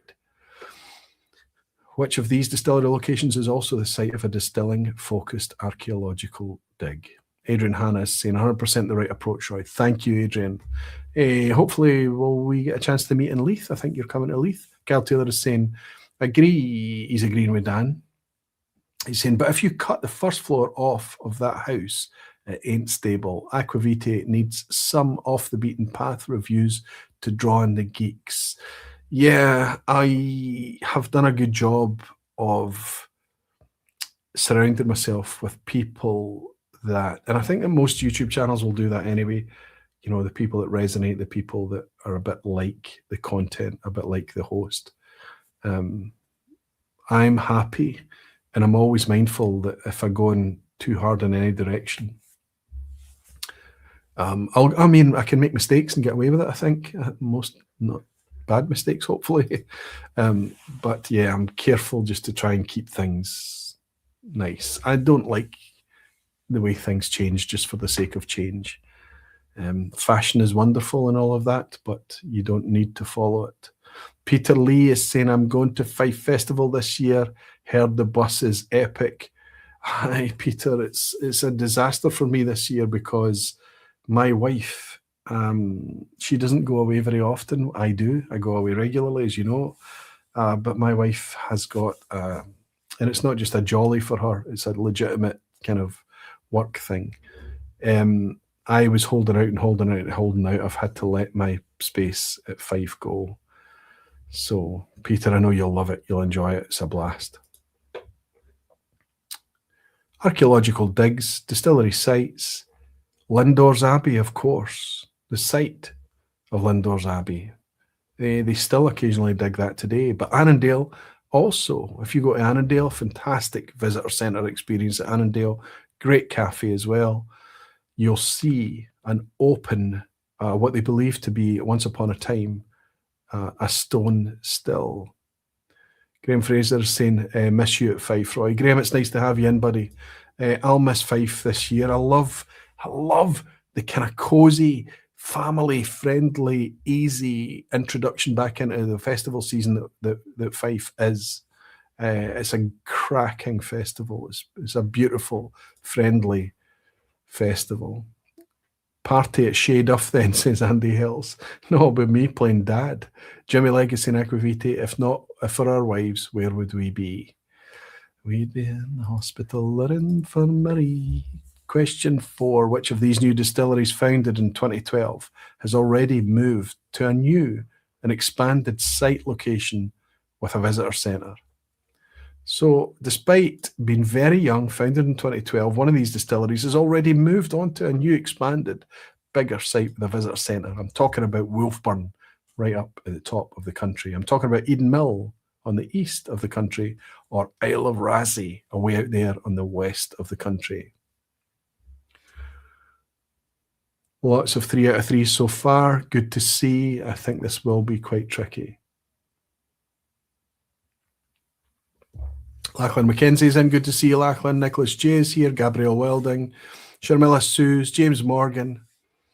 Fantastic. I think a lot of people are maybe not tagging me or whatever, or they just come in at the end and enjoy the quiz. It's brilliant to see. It's brilliant to have you all here. I always feel bad when I see names like Paul Gids. Paul Gidley's in. Good to see you, Paul. Big Jimmy Jazz, of course, I mentioned you earlier tonight. James Costigan. Farmer Woodsman, I've already welcomed you. Thank you for being a barfly. Thank you for supporting me. I wonder who you are. I wonder where you are. But I always feel bad when I see people after the event and I've missed them. I've not been able to welcome them. Anyway, of course, you've already nailed this. Superb job, everybody.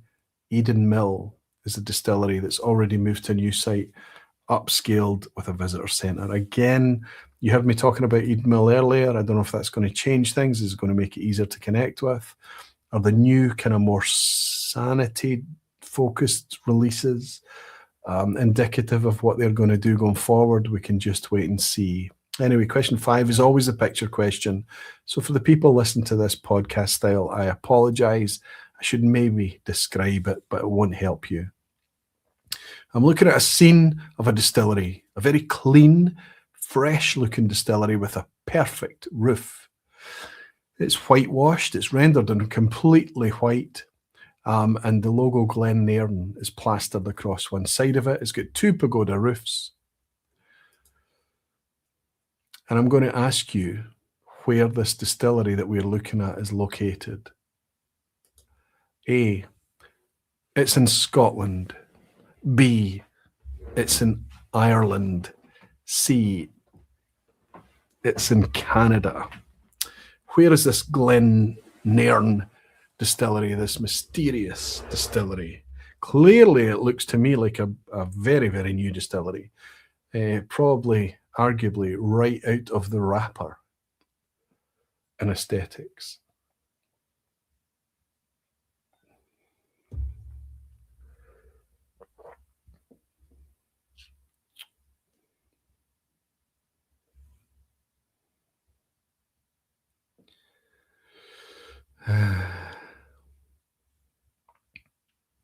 Not Canada, I'm sure, but I don't know, says Ben Whiskey, Demon Hunter.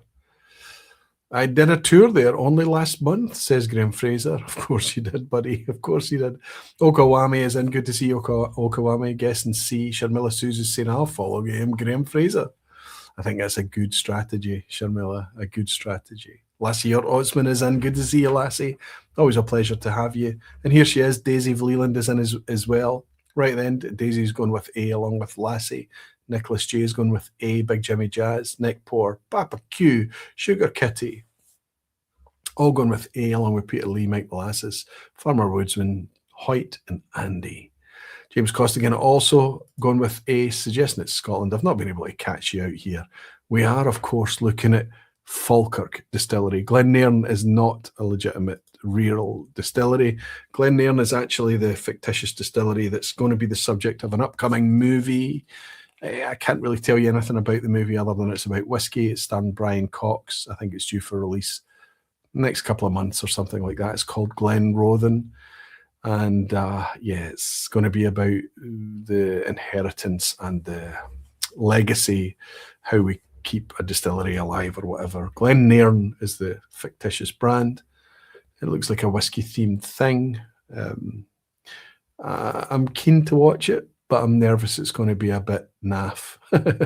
Hopefully it's good, but they've used Falkirk Distillery, rebranded Falkirk Distillery as the supposed Glennairn Distillery. The name of the film is called Glenrothen. Question 6. What anticipated new inaugural release is due to be released during March 2026? What are we keen to see imminently? A, brand new inaugural first release from Ardross. B, brand new inaugural first release from Aberargie. Or C, a brand new inaugural first release from Arbiki. Glennairn would be a perfect name. Yeah, I think it also sounds like such a supermarket brand, you know, Glennairn. But yeah.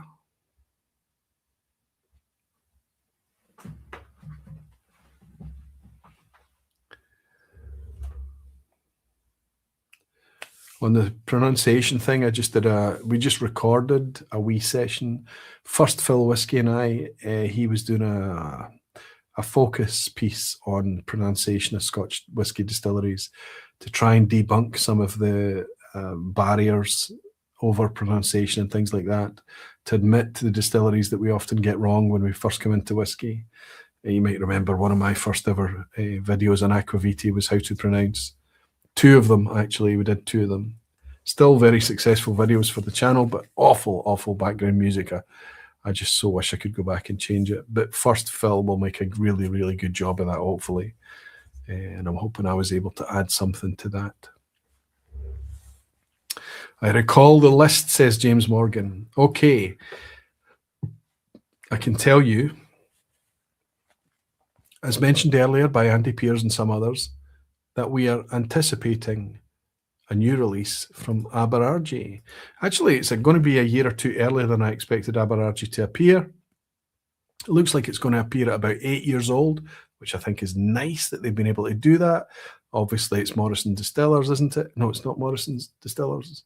I'm getting confused, but it's the people behind Mactala, Carnmore, all of those brands. So they've been able to wait a wee bit longer, and we're going to get a relatively mature product. I'm quite excited for it. I hope it's a good one, and I hope it's fairly priced. We hear somewhere in the region of £65 in early March. Question 7. Okay, lots and lots of 6 out of 6s I can see.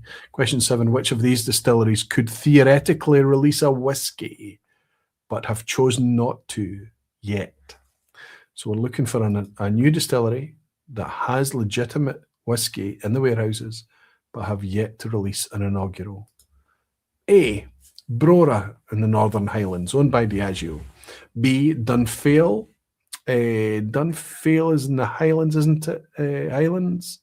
Yes, Highlands, owned by the same people behind Bimber. And C, Benbecula, an independently owned distillery out there on the island of Benbecula. So one of these distilleries has legitimate mature whiskey, but have chosen not to release it yet. Brora, Dunphail, or Benbecula?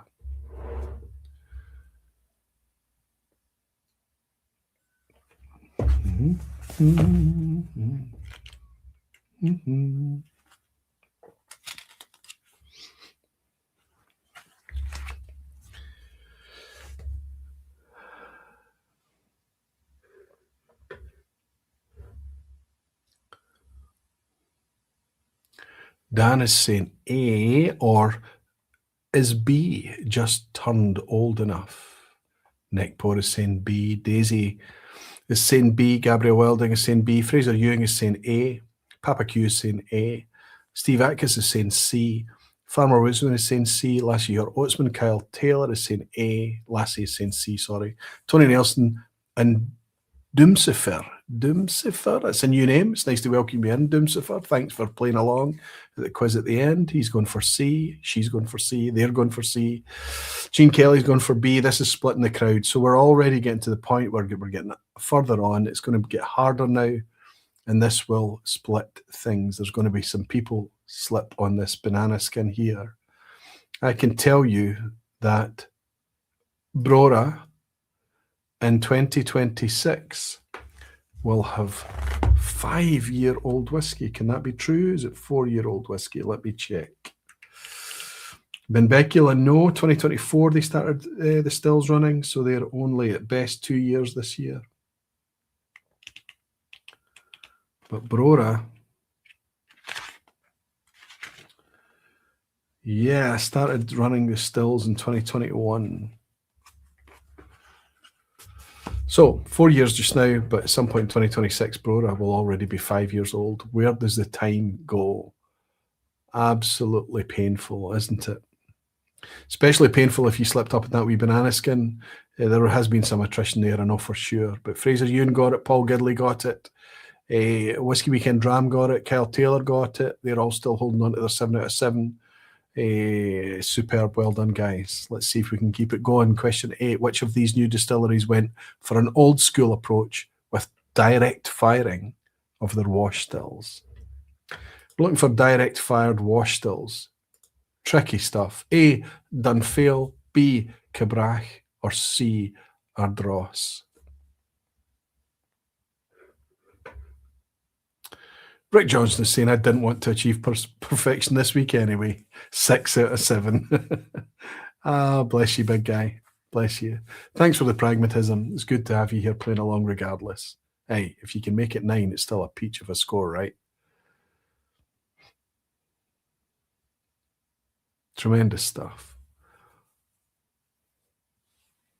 Alistair Kirkland is saying, much like its sister distillery. Nice to have you playing along, Alistair. It's nice to have a wee bit of knowledge in there as well about Bimber London. Superb. Imperfection is perfect, says Fraser Ewing. That's something to bear in mind, right?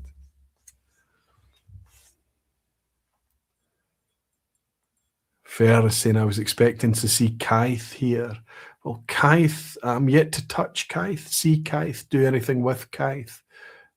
Maybe one day soon. I'm very curious, super curious to find out what the team up there are doing. Fairnight Walker is just admitting that he's following the crowd and going with an A for Dunphail. No rummagers at Dunphail, as I recall, says Lachlan Mackenzie. So what did you answer, Lachlan? You went with B for Cabrach. I can tell you, direct fired wash stills, which I suppose is not absolutely necessary. I don't know, you would have to ask someone more clued up than me if you need rummagers for direct firing, but probably it'd be advisable, right? Is in Dunphail. Glengyle, interestingly, has also installed wash stills with direct firing, reinstalled wash stills with direct firing as well. A few others as well, of course, Springbank and places like that, but Dunphail has gone old school with direct fired wash stills. Question 9, second from last. This is tough. Which of these distilleries is not a made-up distillery, but a genuine operational Highland malt distillery, not touched upon in the list of 62 distilleries listed this evening? So I'm going to give you 3 distilleries that have not even been mentioned. 2 of them are fake. I need you to find the real one. A, Theodore House, founded in 2023. B, Mearns Castle, founded in 2024. C, Southside, founded in 2025. Graham Young is somehow on a 9 for 9. He's so confident about answering this one. James Costigan's on a 7 for 8. Slipped up only once, whilst Fraser Ewing, Graham Fraser. Oh, Fraser is the name tonight, it looks like. Whether it's first or family name, Whiskey Weekend Drams also on an 8. Kyle Taylor's on an 8. So there's quite a few holding it together. Lachlan is admitting he's got no idea. I love it, Lachlan. Thank you for playing along regardless, big guy. Thank you for being honest and pragmatic. Okay. This one looks like Menno Mod on, says Fernley Walker. Yes. It's super interesting to me. This is one straight out of the Malt Whisky Yearbook, as most of the quiz questions at the quiz at the end tend to be. All over the place, this one. Rick Johnson is going with B. Nicholas J is going with C. Papa Q is C as well. Guest time B, says Fraser Ewing. Steve Atkiss going for B. Lachlan is going for C. My goodness, it's all over the place. Whereas Daisy is suggesting A, along with Danny Hebington. I have to say that the wonderful Danny, the wonderfuler Daisy are both correct. Theodore House is actually one of these kind of lighthouse and Glenmorangie type setups. Theodore House is actually a distillery inside Ardross Distillery. It's one of these distilleries that, despite the fact we've gone through 62 distilleries and we haven't even counted things like Edradour 2, we haven't counted Lighthouse Distillery in Glenmorangie, there are other distilleries out there flying under the radar as well, such as the distillery within a distillery at Ardross called Theodore House. Amazing. Well done. Well done for anybody that answered A.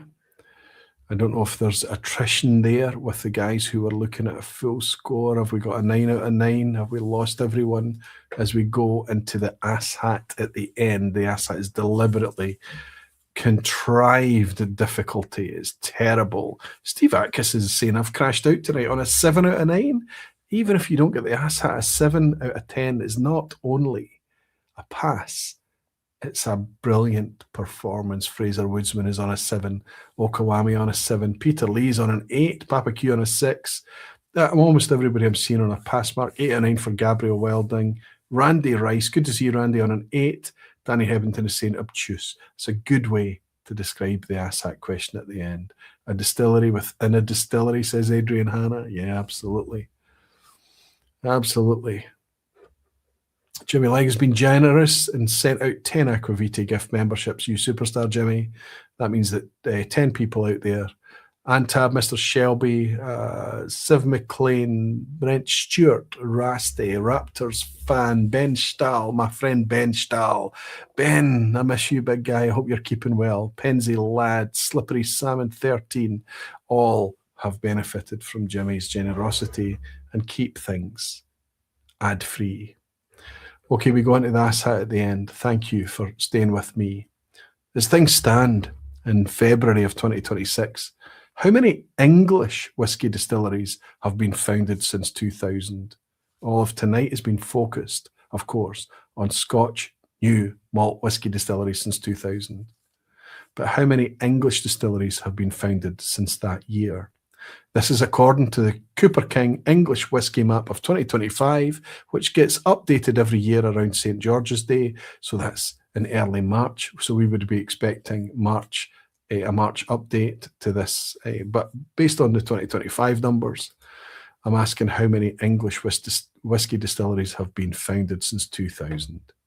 Is it about the same as the number of A, operational Speyside distilleries? Is it about the same as the number of B, operational island Scotch distilleries? I should say that includes Islay. Or is it about the same as the number of C, new operational Scotch malt distilleries since 2000? For the first time tonight in an asshat, you already know the answer to one of those. Whether that helps you or not is up to you. Only Paul Gidley is on a 9 out of 9 tonight, says Sugar Kitty. So even Sugar Kitty slipped up. Maybe Ben Whiskey with Molly. I think he went a wee bit early. He said his goodbyes tonight. Graham Fraser, does that mean that Graham Fraser has slipped up? Graham's on an 8 out of 9. Oh, you'll be having words with me the next time I see him at the Whisky Club. You'll not be happy. I'm sorry, Graham. I wonder what you've slipped up on tonight. How many new English malt distilleries have been founded since the year 2000?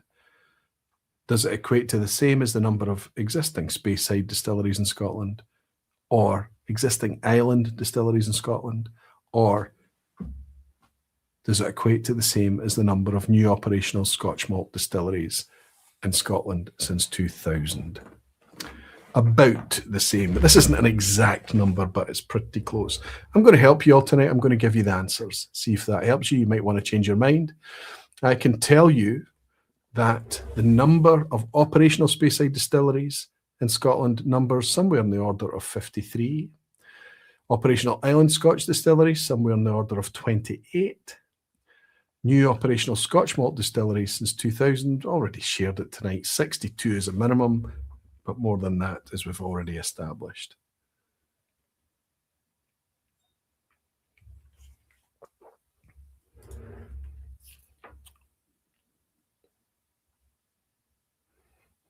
Al Rain is in, you superstar.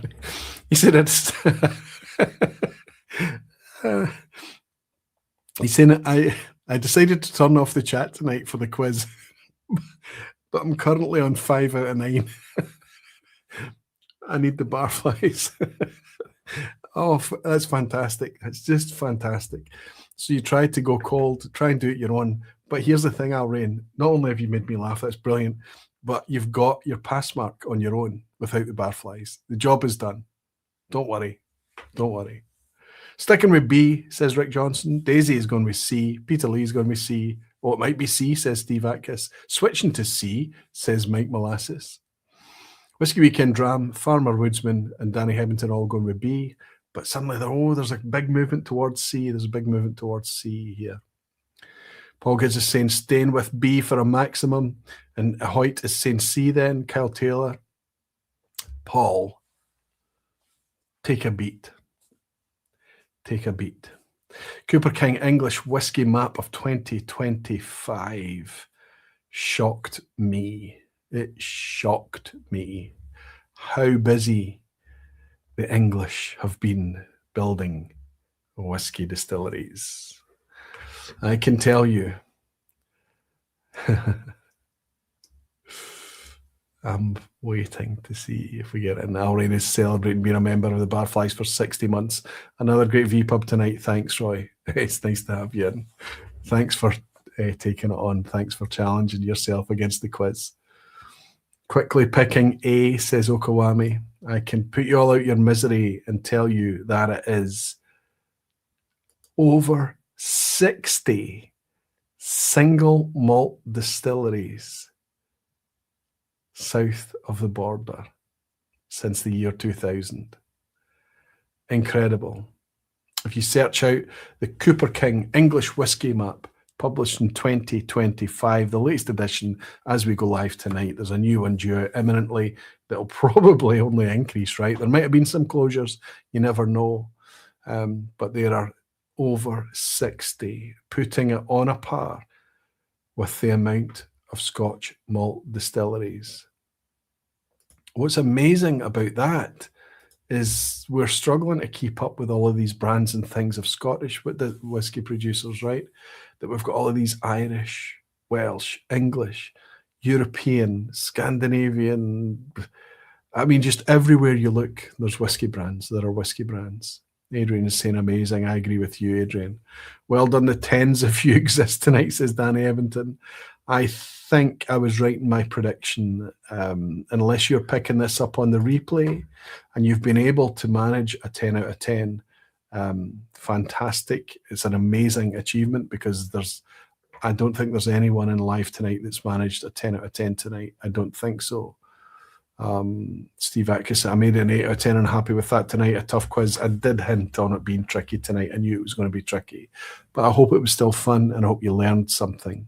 If you're picking this up on the replay and you managed a 10 out of 10, then please rip off your t-shirt and take a lap of honor of your own living room. because it was a tricky quiz. If I was taking that quiz tonight, I'd have been happy myself with a 7 or 8. I'd have been doing a lap of honour. Alistair Kirkland is celebrating a 7. Mike Molasses on a 9.